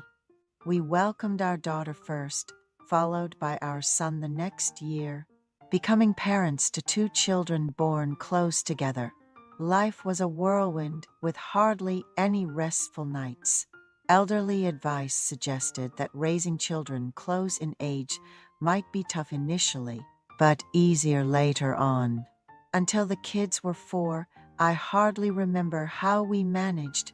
There was even a time we had to hospitalize them due to high fevers. Luckily, living in the same apartment complex as my in-laws, their help was invaluable. With the kids, my wife hardly met friends outside instead. She'd invite them over for delivery food and playdates. My career advanced, requiring more of my time, sometimes even on weekends. As the kids started elementary school, my wife began meeting friends for morning exercises or learning new skills at cultural centers. She created an online community to share and gift her crafts. However, when our children were in lower elementary, I started experiencing health issues, leading to frequent collapses and a diagnosis of autoimmune hepatitis. Despite the medication, my health didn't improve. The desire to fulfill my role as a provider was strong, but physically, I was struggling. Eventually, I suggested to my wife that we take some time off near my parents' place to recover. She agreed to discuss it with my parents. We decided to leave our children with my in-laws and move to a rental home 20 minutes from my parents for convalescence. It wasn't a severe illness, but the need for early recovery was clear. Thus, we began our unexpected journey to recovery. "You've really been through a lot, taking care of me and preparing for this retreat," I said. "What are you talking about? Your health is the most important thing. There's nothing I can't do once you're better." "Yeah, I really owe you one. Meeting someone like you was like hitting the jackpot," he said. "Let's head down and take a good rest." "We've been running forward nonstop," she replied, and that's how their life in the countryside began. Thanks to his frugal wife's wise investments, they had some savings. This allowed them to lease a place where he could start learning woodworking, something he had always wanted to do, and even buy some materials. With a yard at their disposal, they could work on their projects without worrying about noise. His wife constantly reminded him not to overdo it, and they took daily walks around the house and got plenty of sleep. He, having always been handy, fell in love with the charm of woodworking and began creating pieces one by one. His wife started selling crafts she learned to make at the community center online. Luckily, Former executives from his company who had resigned offered him work so he could also have a side job. Although their income wasn't what it used to be, it was enough to indulge in their wants and buy materials. Enjoying the freedom to work at their own pace without the pressure of commuting was a blessing, and he felt his health improving. His city-born wife missed the bustling city life despite the poor air quality. But she enjoyed living in the countryside too. There were many abandoned houses near their home, and a few elderly women in their 80s and 90s. Greeting these seniors during their walks made them naturally share their story, allowing them to feel the warmth of the countryside. One morning, while they were eating, an elderly lady called out, "Hey, young dad, come out. I've brought some potato soup for a snack. I picked some doragi. It's good for your health," another added. These seniors looked after the couple, attentively, prompting them to buy protein drinks for them in gratitude. Then one day, a young man moved into the house across from them. The house had been occupied by a couple who moved to the city to help their son with his children. The new neighbor, a tall and handsome man, said living in the countryside was on his bucket list, and he wanted to experience it before getting married. Despite the convenience of city life, he felt it was now or never. He was a sports massage therapist and never short of work due to referrals. His wife, always keen on learning new things, suggested he try getting a massage from the man after receiving a sports massage. He had the best sleep since moving to the countryside. His wife began visiting the man's house regularly to learn massage techniques. He also taught them lymphatic massage. Every night, she would give him a lymphatic massage, ensuring a good night's sleep. However, he started noticing changes in his wife. She hadn't worn makeup since moving, but she did when visiting the neighbor. He brushed it off, thinking she just wanted to wear makeup occasionally, a mistake on his part. His wife had been giving him nightly massages before visiting the neighbor. He felt like he had been hit with a hammer when he learned about his wife's outings from Elawan, an elderly lady who often brought them snacks. He had once accompanied Elawan to the market and briefly chatted. She walked at 9 p.m., sometimes with other ladies from the community center, sometimes alone, fearless despite the lack of streetlights in the rural area. Concerned for her safety, he had suggested she exercise in her yard instead. Laughing, she had replied, "What business would an old lady like me have? A short walk helps me sleep well." That morning, Grandma Elawan showed up at our doorstep. "My wife had just stepped out. Don't be startled, but a few days ago, while taking a walk, I saw your wife entering the house across the street. Was she bringing them some side dishes at night?" I didn't think much of it, completed my walk. And when I passed by again, I could hear laughter coming from inside, standing quietly in front of the house. Elawan could clearly make out that it was indeed my wife's voice leaking from inside. I was infuriated to realize I had been asleep, unaware that my wife had gone out. I wanted to confront my wife, but it wasn't possible. She usually put me to bed at 9 p.m., and I had set an alarm for that.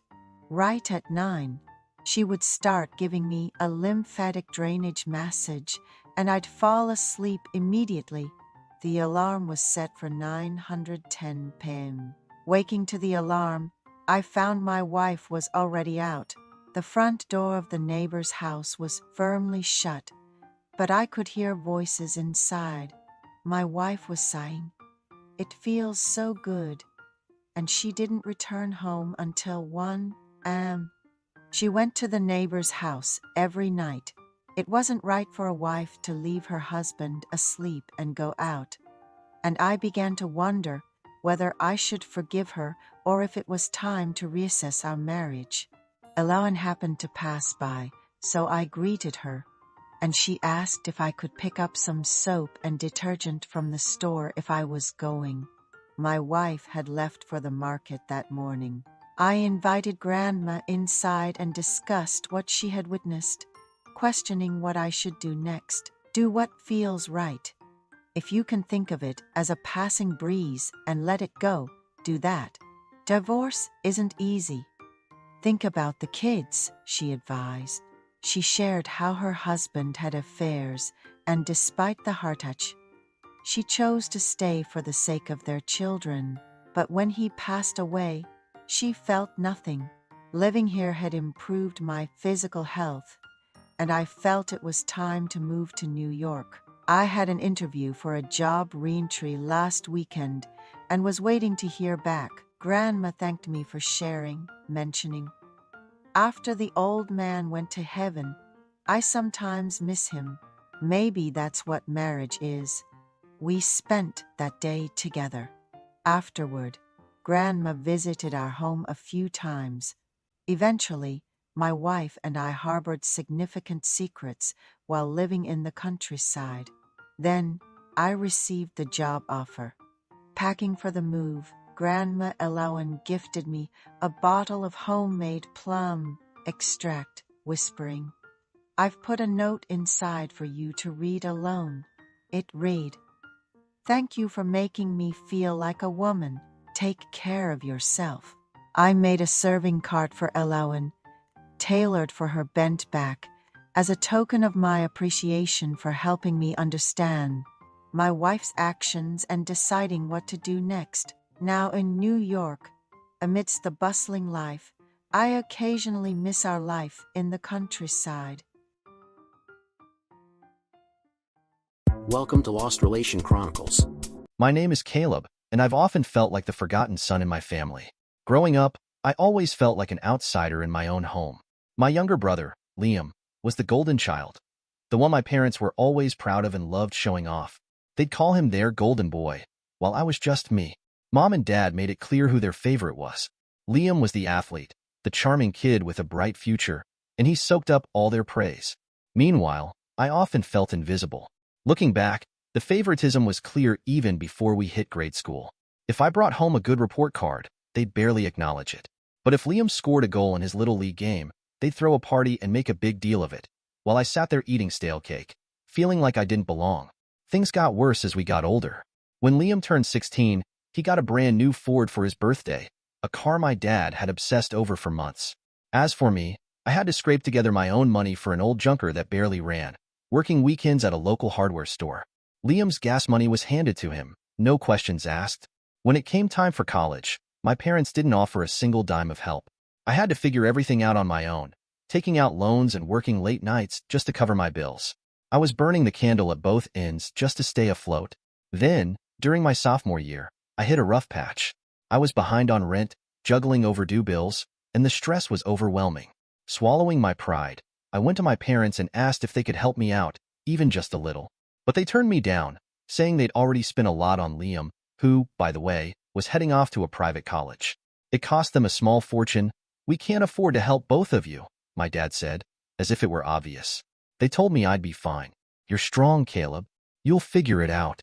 And somehow, I did, thanks to a few close friends who loaned me what they could. I managed to stay in college and eventually graduate. After everything that had happened, I was really hoping to leave it all behind, like a bad dream. Little did I know, life had more betrayal in store. After college, I landed a decent job at a tech startup. The pay wasn't great, but the experience was invaluable. It was the kind of job where I learned something new every day, and the people there quickly became like a second family. My colleague Mike, in particular, helped me a lot in those first couple of years. Mike was the one who introduced me to Chloe at a company event. She was unlike anyone I'd ever met, and we clicked instantly. Within a year, we were married. For the first time in my life, I felt like I had someone on my side, someone who believed in me for who I truly was. A few months after the wedding, I got a call from my mom. I almost didn't pick up. I'd grown used to the idea that they didn't care much about me. But something made me answer, and when I did, my mom sounded different, warmer. She said they missed me and wanted to know how I was doing. I kept my guard up, but when she started talking about fixing the past and rebuilding our family, I felt my defenses start to slip. She even sounded hurt that I hadn't told them about my wedding. Caleb, she said softly, with a hint of guilt, we want to be part of your life. Chloe's family now too. I'm not proud to admit it, but I bought into it. I wanted to believe they could change, that they had finally realized how they treated me and wanted to make things right. Chloe was excited at the idea of meeting them, and I thought maybe this could be our fresh start. So, we visited a couple of times. But each time, I couldn't shake the feeling that things hadn't really changed. Liam still lived with my parents. He didn't have a job, didn't contribute to rent, and only helped out occasionally at the family's small cafe. He was still the same entitled kid who never had to lift a finger for anything. But when they visited our place, it was a different story. Chloe and I were living in a modest apartment, saving every penny we could for the future. We didn't have anything fancy, just a used couch, a tiny TV, and a kitchen so small that only one person could fit at a time. I was working hard to save up for a down payment on a car, hoping Chloe and I could have something decent for our weekend drives. I was also saving for a new laptop since mine was on its last legs. Then, Chloe got pregnant. When she told me, it felt like my entire world lit up. I couldn't believe it, me, about to be a dad. I was ready to do whatever it took to give our kid the best life I could manage. But even in my joy, something about Chloe started to bother me. She became unusually close to my family, more so than I'd expected. I'd come home after long hours at work, and she'd mention spending the day at my parents' house or running errands with Liam. It seemed like every time I turned around, she was texting them or making plans to visit, often without even telling me beforehand. At first, I thought it was nice that she was making an effort with my family, but soon, it just felt strange. As Chloe's pregnancy neared its end, I could barely focus. Every time I walked through the door, there was something else to trigger that unsettling feeling in my gut. I tried to brush it off, telling myself that maybe she was just excited to be part of a family, but deep down, I knew I was fooling myself. Finally, one night, I couldn't take it anymore. While Chloe was asleep, I grabbed her phone, my hands shaking and my heart pounding. I told myself I just needed a quick look to prove my doubts wrong, but I didn't even need to dig far. The messages were right there, plain as day. Chloe had been seeing my brother, Liam, going back to when we first started visiting my parents. As I read through the texts, I realized it was worse than I ever imagined. Chloe had been sleeping with Liam for months. In some of the messages, she even talked about wanting to have his child, about how they could make it look like it was mine, and that I would never know. I sat there in shock, scrolling through their plans. She was planning to pin the child on me to get alimony while living this twisted little life with Liam, my own wife, my own brother. I barely remember the moments that followed. I just remember the blur of anger, hurt, and betrayal as I woke her up, demanding answers. She didn't even try to deny it. Instead, she exploded in anger, calling me paranoid and accusing me of snooping and being controlling. I yelled, desperate for some kind of explanation, but she shut down. Then, she packed a bag, stormed out of the apartment, and went straight to my parents' house. I sat there for hours, staring at the walls, feeling everything I had worked for crumble around me. Eventually, I grabbed my phone and called my parents, thinking they'd understand how insane this situation was. But when Mom answered, her tone was cold, almost dismissive. As I tried to explain what Chloe had done, she interrupted me, saying, Caleb, I don't know what you're going on about, but you need to calm down. Chloe has told us everything. Everything? I asked, barely able to comprehend her words. She's sleeping with Liam. She's carrying his child. Stop it, Caleb, she said sharply, as if I were a child. You're always making drama. Chloe is here with us, and she's absolutely devastated. You drove her away with your possessiveness, and Liam has been nothing but supportive of her during this difficult time. Supportive? I choked out, confused. Mom, Liam was having an affair with my wife. Liam wouldn't do that to you, she snapped. And if you hadn't been so unstable, maybe Chloe wouldn't have felt the need to look for comfort elsewhere. But you always had to be the victim, didn't you? I hung up, feeling utterly shattered and alone. They had chosen Liam again, just like they always had, and this time, they had all turned against me. It broke something inside me that I didn't think could ever be fixed. I barely slept, barely ate, feeling hollow, like all I wanted was to disappear. I filed for divorce, but the thought of going through with it felt like trudging through quicksand. Every time I saw Chloe at court, She looked back at me with that sickly sweet, practiced innocence that had convinced my family she was the victim. In court, she swore the child was mine, and my family showed up to support her story, painting me as unstable, aggressive, and paranoid. They said I was the one who had pushed Chloe to the breaking point. Even my father, who I hadn't spoken to in years, stood there, shaking his head in disappointment, claiming I had always been difficult and resentful towards the family. I tried to fight, but when it came down to it, I didn't have the strength. Chloe won the car and kept some of our belongings that she wanted. I let her have them, desperate to end it all and escape this nightmare that had consumed my life. I barely had enough energy left to keep working, let alone stand up for myself. The only thing I demanded was a DNA test for the baby. I needed the truth, even if it was the only bit of closure I would ever get. Before you hear what happens next, please subscribe to the channel. The moment I insisted on the DNA test, my father, Rick, called me. He tried to talk me out of it, his voice carrying an odd, nervous laugh, as if he couldn't quite believe what I was asking. "Caleb, do you really want to put yourself through that kind of drama?" He chuckled, almost as if he thought it was ridiculous. "You don't need a test. Just look at Chloe. She's an honest and intelligent woman.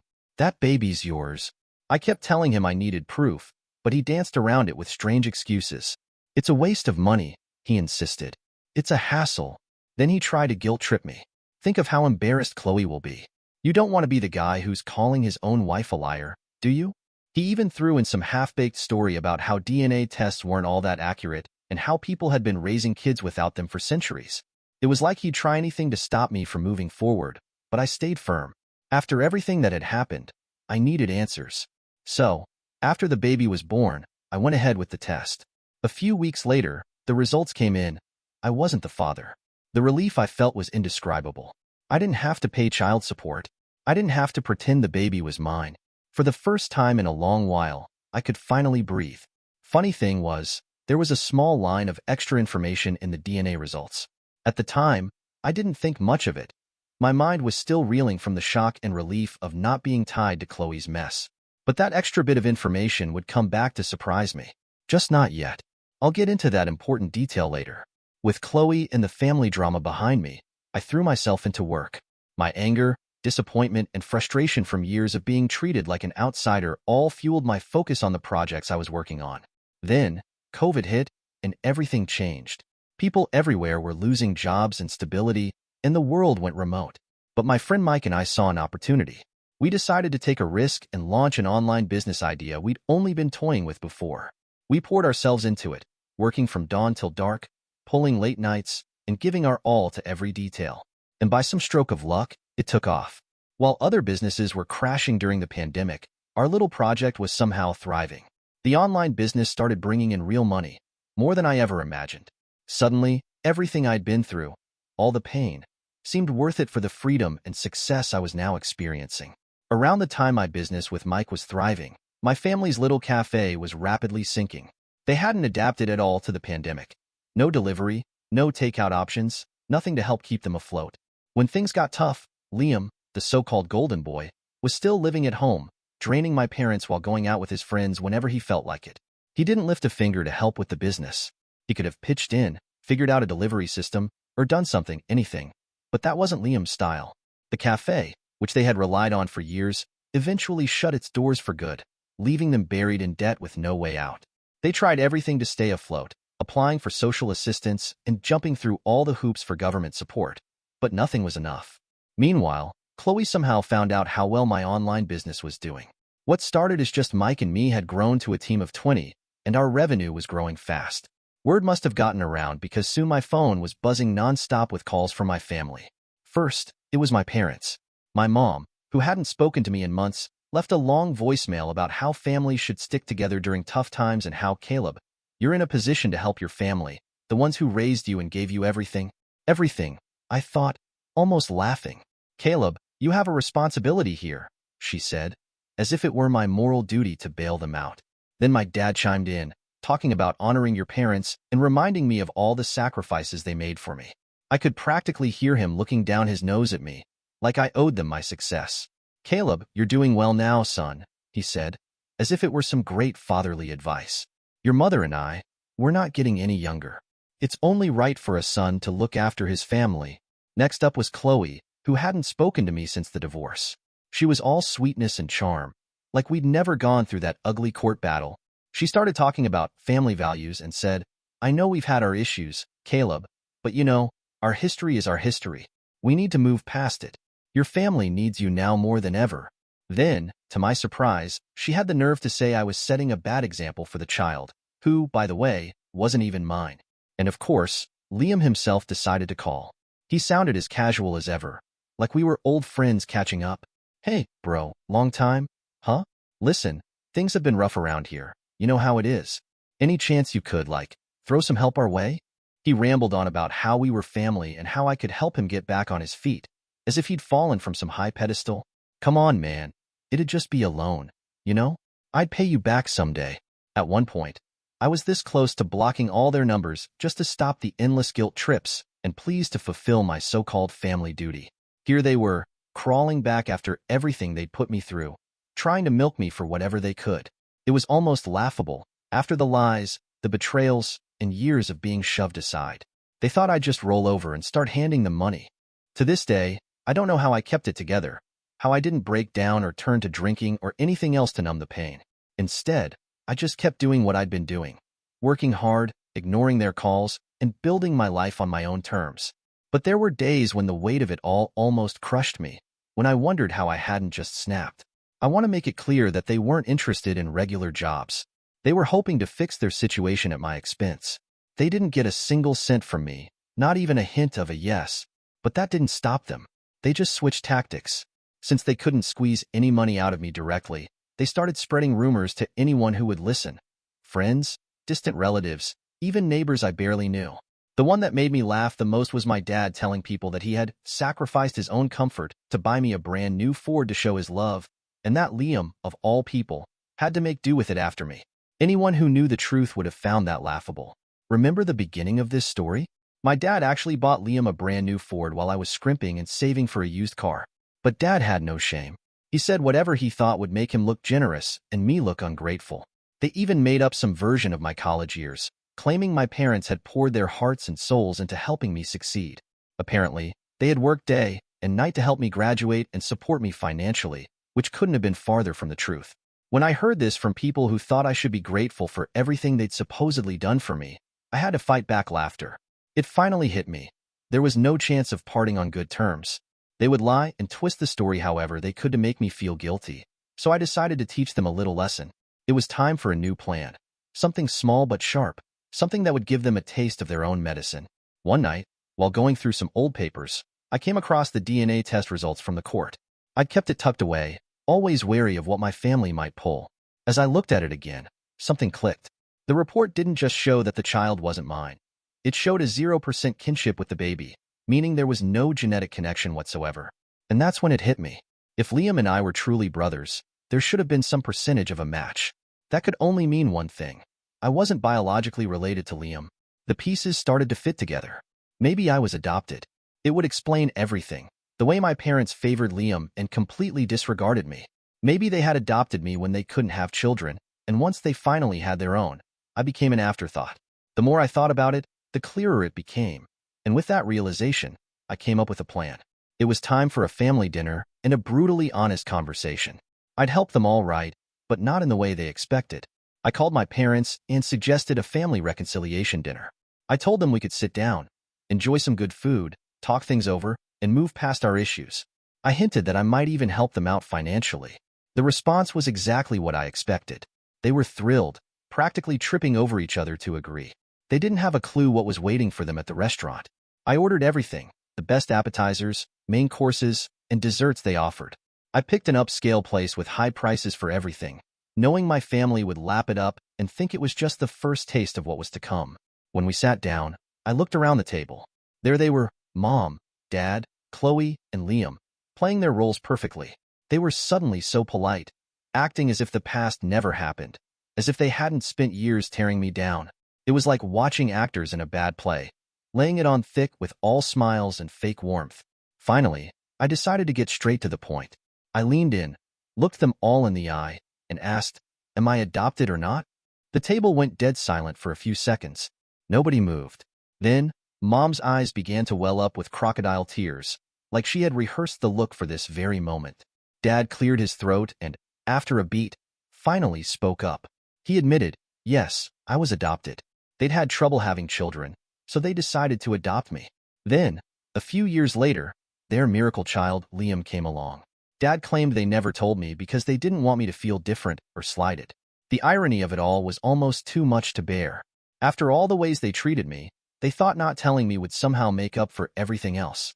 Then they launched into a whole speech about how much they loved me. Even Liam joined in, saying he grew up wearing my old clothes and toys and was jealous of me. The hypocrisy was laughable. They twisted every detail to make it sound like I had been cherished and respected my whole life. Then came the kicker. My parents said they were proud of me and that the misunderstandings we'd had over the years were actually deliberate, all to strengthen my character. They claimed it was all for my own good, that they had shaped me into who I was today. I felt sick just listening to it, but I kept my cool, letting them finish their entire speech. I nodded, even smiled as they spoke, waiting for the right moment. When they were finally done, I reached into my jacket and pulled out a small, beautiful box. I slid it across the table toward them, watching their eyes light up, thinking this was their payday. Inside the box was a brand new bank card. I explained that I had deposited a decent amount into the account and would be making monthly deposits to help them out. They exchanged looks, beaming, nodding in approval, already imagining their imaginary fortune. The only problem was, the card had no credit limit. I'd only deposited $5 into the account, $1 for each of them. Mom, Dad, Liam, Chloe, and the kid who wasn't even mine. I watched their faces closely, feeling a calm sense of satisfaction as they smiled proudly, completely unaware of the joke they had just fallen for. After handing over the card, they raised their glasses to toast to new beginnings and family unity, clinking glasses, all smiles, no idea what was really going on. The rest of the dinner went smoothly, with them busy enjoying their fancy meals and drinks, thinking they had finally worn me down. At one point, I told them I needed to step out to use the restroom. No one suspected a thing, but instead of heading to the bathroom, I walked straight to the exit. On my way out, I stopped a waiter and told him I had an emergency and had to leave immediately, but that my family would be covering everything at the table. I left with my head held high. I walked out of that restaurant with a deep sense of satisfaction, imagining their faces when the bill arrived. I pictured them glancing around, waiting for me to return and cover the check. Soon after, my phone started buzzing with their calls, one after another. They'd realized I was gone. Then came the notifications, multiple alerts from their attempts to pay the bill with that bank card. I could only imagine their reaction when they saw there was just $5 on it. Not exactly enough for a 5-star meal. When I got home, I blocked their numbers for good. But for a laugh, I kept my promise to support them, adding $5 to the card every month. It was a small, monthly reminder of how much I cared for them, just as much as they cared for me. Of course, they tried to reach me through mutual friends and sent me messages online. But after I posted the story online, people started seeing their true colors. My family quickly quieted down, trying to pretend I didn't exist. And that's how I taught them a lesson they'd never forget. Dear listeners, please share your thoughts in the comments section below, and don't forget to like, share, and subscribe. Welcome to Lost Relation Chronicles. I simply couldn't believe what I was seeing. Maria, my wife of 7 years, was on a table in the dining car with Kevin, her friend, screwing her brains out. I looked around, thinking there had to be an attendant or a waiter somewhere, but oddly enough, there wasn't. At that moment, all the love I had for my wife seemed to vanish. This was supposed to be a trip for the two of us to reconnect. I had been surprised when she mentioned that Kevin, a co-worker of hers, would be joining us. She assured me he was a friend to both of us, but I never liked the guy and couldn't understand why he needed to be there. Now, I finally understood. I also knew I would need proof for the divorce. This was the end of us. The sight of them together stirred something in me, but there was no way I was going to tolerate such disrespect. I pulled out my phone and started recording the scene. I had no interest in their conversation, only in getting the evidence I needed. It seemed like they screwed forever on that table. Finally, they stopped and Maria straightened out her dress. We have to be careful, she spoke as they took their seats. If Alistair finds out about us, he won't be happy at all. Ah, screw that cuck, Kevin said with a sneer. We've been screwing for the last year, and he's never found out. What? I thought to myself. This shit's been going on for a year? I knew things had been a bit strained between Maria and I, with my work schedule being so harried, but damn it, that's what kept a roof over our heads. Sure, Maria worked too, but her salary, such as it was, wouldn't pay for things she wanted. Her clothes, accessories, trips to the salon, and so forth. That was the whole idea of taking a few days off to travel a bit by rail and see the sights and spend time in each other's arms. So, are you going to give him sloppy seconds when you get back to him? That would be so wicked, wouldn't it? Did you do like I said about the birth control? He asked. Maria nodded her head. Yeah, I quit taking it so you could knock me up. I told Alistair I was on my period this week, so he won't be expecting any sex. They both had a good laugh at that. So why do you stay with him? Kevin asked. You obviously don't love him, or you wouldn't be doing this to him. Well, it's not that I don't love him. I like him enough, but I just don't have that burning love for him anymore. Besides, he brings in a good paycheck, and you know I couldn't live off what I make. So, you're staying with him for the money. She nodded her head. Pretty much. Hell, I could never afford the accommodations he got on this trip, and neither could you. So, when do you want to get together again? He asked. I don't know, maybe later this evening after he goes to sleep. I saw and heard enough, and ended the video. I made my way back to the sleeper car where Maria and I stayed and considered my options. Divorce was a given, but there had to be something more. Both her and her boyfriend needed to pay. I called Fred, my lawyer. Fred Jurgens, the man said as he answered the call. Fred, this is Alistair Brown. I need you to start preparing divorce papers for me, and I want the prenuptial enforced. Divorce? Fred asked, surprised. Are you sure about this? I've never been more sure of anything in my life. On what grounds? Fred asked. Adultery. I have video I can send you if you need proof. Yeah, do that. I've got the prenup here, so it shouldn't take too long to get it set up. When do you want her served? The sooner the better. We'll be back in Springfield in a couple days, so maybe you can have her served at the train station. I also need to find out what I can about her boyfriend, Kevin Flanders. He works with her. I'll get our investigator on it. Send me the video, and I'll take a look. Don't do anything stupid. Got it? Yeah, right. You know me. Yeah, I do. That's why I said not to do anything stupid. Fred always made me laugh. We ended the call, and I sent Fred the video. Then I sat back and thought for a minute about what else to do. I pulled out my tablet and connected my phone to it. After transferring the video to the tablet, I turned on the phone's hotspot and used that to connect my tablet to our home network through a virtual private network. I had that set up some time back so I could safely access my files from anywhere in the world. The first thing I did was log into our banking and do the typical dance, closing joint cards, moving funds around, etc. I didn't want to take any chances, even with the prenuptial agreement. I had another evil thought. Maria liked to use the home computer for her personal emails. Fortunately, she wasn't too bright about things like security, so I was able to log into her webmail account with a couple clicks.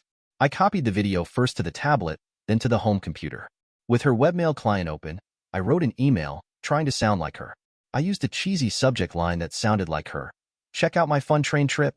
In the body, I wrote, check out what I do while my clueless hubby sleeps. I then attached the video to the email and sent it to everyone on her contact list. That's right, friends, family, her coworkers, you name it. I looked it over for a minute, then hit send. Screw it, I thought to myself. I opened the door to our compartment just in time to see one of the attendants. I motioned for him to come over when he looked up at me. Is everything all right, sir? He asked. Well, my wife says she wants to move to another cabin. Can you tell me what cabin a Kevin Flanders is located in? The attendant consulted his tablet for a moment before answering. You want your wife's stuff moved into that cabin? He asked. Are you sure? That's in the economy class and isn't anywhere near as nice as this. That's life. He nodded his head in understanding. I see. Sure, I'll help you get her stuff packed up. We worked fast, not really caring how nice her clothes were packed. Once we finished, I helped the attendant take her stuff to his cabin, which was less than half the size ours is. I laughed as I tossed her things on his little bunk bed. Let her deal with that, I thought to myself. I'll need to make her a new key card. He grabbed a white card out of his pocket and slid it through a magnetic writer connected to his tablet. He looked at me when he finished. Do you know where she is? He asked. I nodded my head. I know where she was the last time I saw her. Led on. We made our way through the train and entered the dining car. Maria and Kevin were still making goo-goo eyes at each other when we came up to them. I sat down in one of the chairs at the table, and the attendant got Maria's attention. Yes? She asked, looking perturbed. I need to give you your new key card and collect the old one. She looked surprised. What do you mean? She asked. Apparently there was a mix-up in cabin assignments, so I need to give you your new key. This guy was as cool as a cucumber, I thought. Aggravated, Maria pulled out her key card and handed it to the attendant. He smiled and gave her the new card. Thank you. Have a nice trip. He turned and walked away. Maria looked at me, angry. What are you doing? She asked. I'm just making it easier for you and Kevin to play around. Her eyes grew wide. What do you mean? She asked. You think I don't know about the two of you? I asked. Maria started to look nervous. She glanced at Kevin and he looked perturbed. He looked at her keycard and noticed the cabin number. Wait, that's a key for my cabin. I nodded my head. I figured that way you two wouldn't have to screw on the dining room table. I realize it may be a bit cramped, but that's the way it goes. By the way, did Maria ever tell you about the prenup she signed when we got married? What are you talking about? Kevin asked. Well, if you're going to screw someone's wife, you should find out a little bit about her first, don't you agree? I asked. Look, it was just all in fun. We didn't mean anything. Maria spoke up. That's right, Alistair. It was all just in fun. It doesn't affect our marriage in the slightest. Really? I asked, pulling out my tablet. I advanced the video to the part where they were talking and pressed the play icon. Listen to this. I like him enough, but I just don't have that burning love for him anymore. Besides, he brings in a good paycheck, and you know I couldn't live off what I make, Maria's voice said in the video. So, you're staying with him for the money, Kevin said in the video. She nodded her head. I stopped the video and looked at her. So, bitch. I'm nothing but a walking paycheck to you. Sweetheart, she began. I stopped her. You don't ever get to call me sweetheart, dear, honey, or anything else, bitch. I don't think you should even call me by my first name. I think you should call me Mr. Brown. And since you don't consider yourself married to me, I'll be taking these, I added, pulling her wedding and engagement rings off. And I'll be taking this, I added, grabbing her purse and removing her house key from the large key ring she kept there. I took my wedding ring off and placed it in front of Kevin. You can have this. I have no further need of it. I turned to Kevin. The prenup that she signed, Kevin, says that in the event of infidelity, the guilty party, in this case, Maria, receives absolutely nothing. I'll let her have her clothes and her jewelry. But that's it. I don't think she'll be able to keep up the payments on her car. Fortunately, I had the paperwork done in her name, so it'll be her credit rating that takes a hit. You a-hole, starting to stand up. I grabbed a fork and moved to stab his hand. He sat back down. Don't screw with me. Please, tears welling up in her eyes. Alistair. Mr. Brown, please don't do this. I've learned my lesson. Can't you forgive me and we can put this behind us? No, bitch.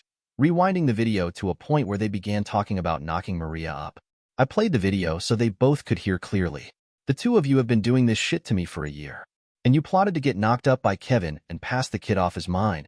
I hissed, looking at Maria. Right now, I hate your guts and I wish to God I'd never laid eyes on you. I looked at Kevin before speaking again. You wanted the lying, cheating 304. You got her. Good luck. I imagine she won't be getting much support from her family and friends. What do you mean? Maria asked. I shrugged my shoulders. Check your email. She pulled out her phone and opened her mobile email app. Her eyes grew wide. What did you do? She asked. I just shared your memories with your family and friends. You looked like you were having such a great time. I just knew you'd love to share it with others. You scumsucker, she hissed. My parents just disowned me and my sister says she never wants to see me again. My friends think I'm a 2-bit 304 and they all hate me now. Can you blame them? I asked calmly. I gave you 7 of the best years of my life. I loved you exclusively all that time and never even thought of another woman. Worked my butt off for you. Bought that big house you just had to have.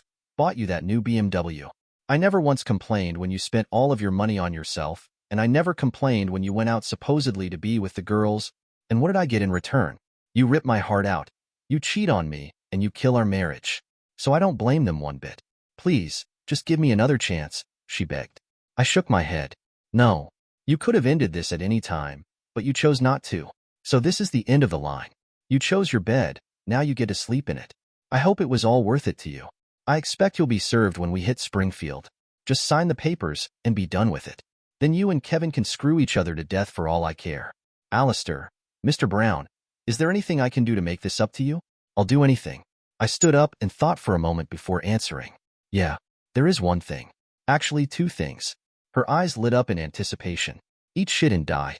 She collapsed in tears as I turned and walked away. I fought back tears as I made my way back to my cabin. After I closed and locked the door, my phone rang. It was her parents. Apparently, they saw the video I sent them. Alistair, what the hell is going on? Maria's father, Jeffrey, asked. Hi, Jeffrey. I caught your daughter having sex with another man. I took video and I sent it to you. I'm having divorce papers drawn up based on the prenuptial. I expect she'll be served when the train hits Springfield. I wanted you to know why I'm divorcing her. Isn't there any way you can overlook this? He asked. I mean, divorce is so drastic. No, Jeffrey. If you listen to what your daughter and her lover said, you'll know there's no way I can get past her cheating. I'm nothing but a paycheck to her, that's it. She even wanted to have me raise some other man's child. That stupid girl. So, I hear you disowned her. No. I asked her to give me one good reason not to disown her. I'm still waiting. Well, for what it's worth, I'm glad that you had us sign that prenup. This probably wasn't the way you envisioned things happening, but you did me a big favor. I'm sorry, Alistair. You're right, and I've since grown to love you like the son I never had. I think the world of you as well. Is there anything we can do? He asked. Actually, there is. Do you guys still have that extra key to the house I gave you? Yes, we do. Would you mind getting a truck and picking up her stuff out of the house? I asked. I won't be in town for another couple days, and I don't want her in the house. I'll reimburse you for the truck. Sure, we can do that. What about her car? You can take that as well, but I'm not sure how long she'll be able to keep it. Maybe you can teach her how to do a budget, or maybe she can trade it in for something she'll be able to afford. Okay. Look, Alistair, I'm really sorry about all this. Not your fault. We said our goodbye and ended the call. The phone rang the second I put it in my pocket. It was Maria's cousin, Leah. I answered the call. What do you want, Leah? I asked. So, you finally know about Maria? She asked. Yeah. I take it you're going to divorce the no-good bitch? She asked. Of course. Already have things in the works. Good. You know I've always had the hots for you. Truth was, I found Leah to be smoking hot as well, but I was married to her cousin, so that made her off limits. Well, you're pretty hot yourself. Leah had this thing about wearing short skirts and tiny, ripped short shorts around me, and it always got me excited. So you have noticed. Of course, I told her. So, now that you've kicked the bitch out, do you think we can hook up? She asked. Maybe once the divorce is final. Okay, I understand.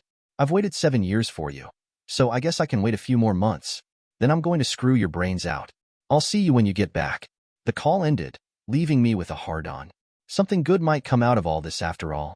The next 2 days went by pretty fast for me. Most of my time was spent on the phone. I rarely ventured out of my cabin, so I wouldn't have to face the two cheaters. I had heard from Fred, who told me what I suspected. Kevin Flanders was a well-known womanizer who had been divorced twice for cheating. His last wife had also filed charges of domestic abuse against him. It figured that Maria would gravitate towards someone like that, but I hoped she would wake up in time and leave him. Shortly before the train pulled into Springfield, Maria knocked on my door. Who is it? I asked through the closed door. It's me, Maria. What do you want? I asked. I want my husband back, she cried. Tough shit, bitch. I want a loyal and faithful wife who loves me, but I didn't get that, did I? Please, Alistair. Mr. Brown, I made a mistake, she cried. You went way beyond mistake, bitch. Get out of here before I call security. You're supposed to be in the economy section. Please, she cried. Can't we just talk? No. Go away. I never want to see you again. I heard her sniffle as she walked away. A part of me was sad for her, but I really didn't give a shit. She brought this all on herself with her lying, cheating, and disrespect. I got off the train and looked around to see if I could spot her and Kevin. I saw them a few cars away, getting off the train. Neither one of them looked too happy. Tough shit, I thought to myself. As I looked, a man approached Maria and handed her a manila envelope. She opened it, then collapsed in tears. I smiled and walked away. I got in my car and made my way home. I noticed that Maria's car was gone and all of her stuff had been taken, including a few pieces of furniture she had when we first married. I put my things away and went through the house, taking down all the pictures that included her. I wanted nothing to remind me of the cheating bitch. A couple hours later, I heard a knock on the door. I looked through the window and saw Leah. God, she looked hot in those shorts. I opened the door and let her come in. She carried a large dish of something that smelled like lasagna. She walked in as though she owned the place and set the dish on the kitchen counter. When she turned back to me, I looked her over. I wanted to make sure you had something good to eat. I don't want you to get hungry. Thanks, Leah. I appreciate that. Her eyes sparkled as she smiled. Would you care to stay and have dinner with me? I'd love to. You go get washed up. I know where everything is. I headed upstairs and washed myself up quickly before going back. By the time I got back, the table had already been set, and Leah had even poured us each a glass of wine. I pulled out a chair for her and admired her shapely thighs as she sat down. She grabbed my plate and dished out a nice chunk of lasagna, which was thick with meat and dripping with layers of cheese. This took a lot of work on her part, I thought. After she dished herself a small portion, I looked at her. This looks delicious. Thanks, in response. I love to cook, especially for someone I truly care about. Indeed, the lasagna was as tasty as it looked and I ate every bite, even cleaning the plate with a piece of garlic bread she made. You must have been hungry. There's no way I'm wasting food this good. That was the best lasagna I've ever tasted. She smiled as she came next to me. I'm glad you liked it, sitting in my lap. There's lots more where that came from. And maybe someday I'll even bring you dessert. I need to get home and feed my cat, but I'll be by tomorrow. I can't wait. She smiled as she stood. This is just a preview of what I have in store for you. I guess I'll just have to let little Alistair take care of me until your divorce is final. Little Alistair? I asked. That's what I call my toy. I like to fantasize about you screwing me while I use it on myself. I see. Well, let's hope Maria doesn't fight the divorce. We kissed for a while before Leah left. Fortunately, Maria didn't fight the divorce. Apparently, she realized I had her dead to rights and decided to end the marriage. The two of them were able to keep their jobs, but from what I heard, it was by the skin of their teeth. She signed the paperwork and called me to apologize and tell me that it was a done deal. Fred called to let me know the signed papers were filed and I would be a free man in 30 days. Was I happy? I was glad to be rid of a cheating 304 of a wife, but a part of me felt like something was missing. I had loved this woman exclusively for years and had hoped to retire with her, surrounded by children and grandchildren, but that wasn't meant to be. I was also frustrated that I hadn't gotten any revenge on Kevin. I had thought about filing for alienation of affection, but Fred said that was a waste of time. I thought about beating him to a pulp, but decided against it, since I had desire to go to jail. Leah came by every evening with something she had prepared, and we would share the evening meal. She even marked my calendar, counting down the days until the divorce would become final. I knew that I had to be with this woman for the rest of my life. She must have thought the same thing.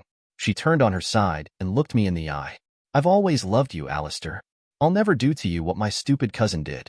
I want to spend the rest of my life right here with you. So, does that mean you'll marry me? I asked. She smiled and threw her arms around me.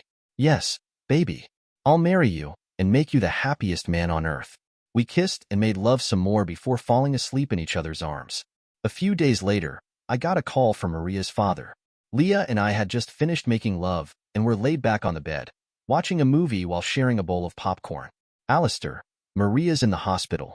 I sat up, surprised. What happened? I asked. That a-hole she's with beat her half to death. I told her to call the cops, but she refused. Is she going to be okay? I asked. Eventually, but I don't think she will be for long if she stays with him. All right, we'll head over and check it out. We? Her father asked. Yeah, Leah and I. Leah's there with you? He asked. Yeah. I couldn't have gotten through this without her. Okay, I understand. I'll meet you at the hospital. After we ended the call, I explained to Leah what happened and told her what I had learned about Kevin Flanders. We were both pissed at Maria for what she did, but neither one of us wanted her physically hurt. We cleaned up, dressed, and headed to the hospital.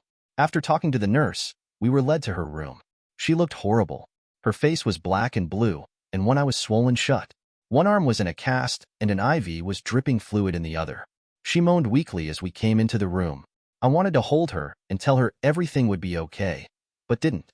Mr. Brown, a tear streaming down her cheek. I held up my hand to stop her. Alistair is fine. What happened? Kevin wanted to use my car to take his date out, and I told him no slowly. He got pissed off and started hitting me, calling me names. I told him that was my car and nearly half of my check goes to making the payments, and there's no way I'd let him use it to impress some 304. He wouldn't stop beating me until I threatened to call 911. That's when he took off. I don't know where he is. I had a real hard time breathing and my chest hurt real bad, so I called 911 and they came and brought me here. Did you tell the cops what happened? Leah asked. No, I was afraid to. I thought if he was taken to jail, he'd kill me when he got out. I shook my head at the bullshit I was hearing. So let me get this right. You run off to live with the guy you were cheating on me with, and he's now cheating on you. Is that right? She sobbed as she nodded her head. Yeah, I really screwed up, didn't I?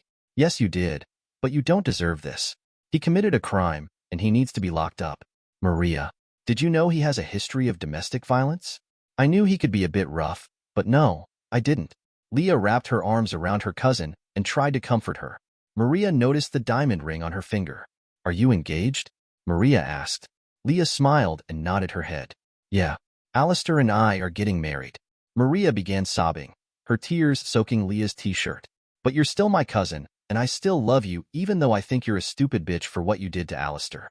Just then, Maria's parents came into the room. They were furious when Leah and I told them what happened. All right, Jeffrey told Maria. We'll stay here with you, and we'll move you back into the house when you get discharged. You'll stay with us until you can get back on your feet. He looked at me and motioned me into the hallway. What do you know about this Flanders guy? He asked.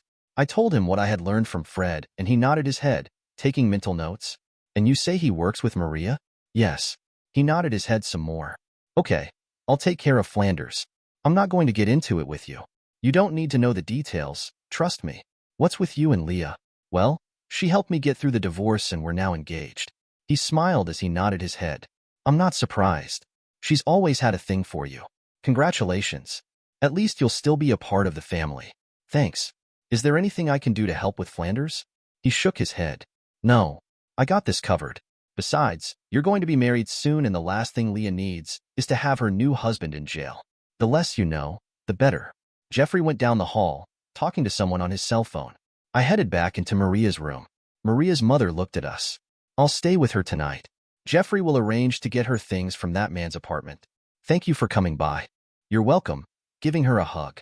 Maria looked at me with tears in her eyes. I'm so sorry. For everything. Can you forgive me? I thought for a moment before speaking. I think so, cognizant of the two other women looking at me. After all, we're still going to be family. Thank you. I walked over and gave her a goodbye hug. You get well, lightly kissing her forehead.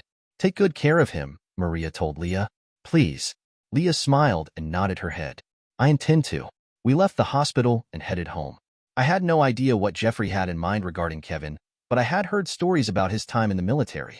I also knew he had friends in high and low places, so I kept an eye on the local news, even checking the obituaries. I didn't see anything there, but a small story did pop up in the local paper a week later about a man getting mugged and severely beaten outside a local bar. According to the story, the man, identified as Kevin Flanders, was confronted by a group of men who ended up breaking 3 of his ribs, his jaw, a kneecap, and an arm. The story also said something about his testicles getting severely injured. I had to laugh at that. Jeffrey got Maria's things from the apartment and moved her back into his home. Her parents hated what she did to me, but she was still their daughter and they still loved her. Leah and I married a couple months later. Since her parents had died several years ago in a car crash, Jeffrey walked her down the aisle and shook my hand. Maria came with her parents and cried as the preacher pronounced us husband and wife.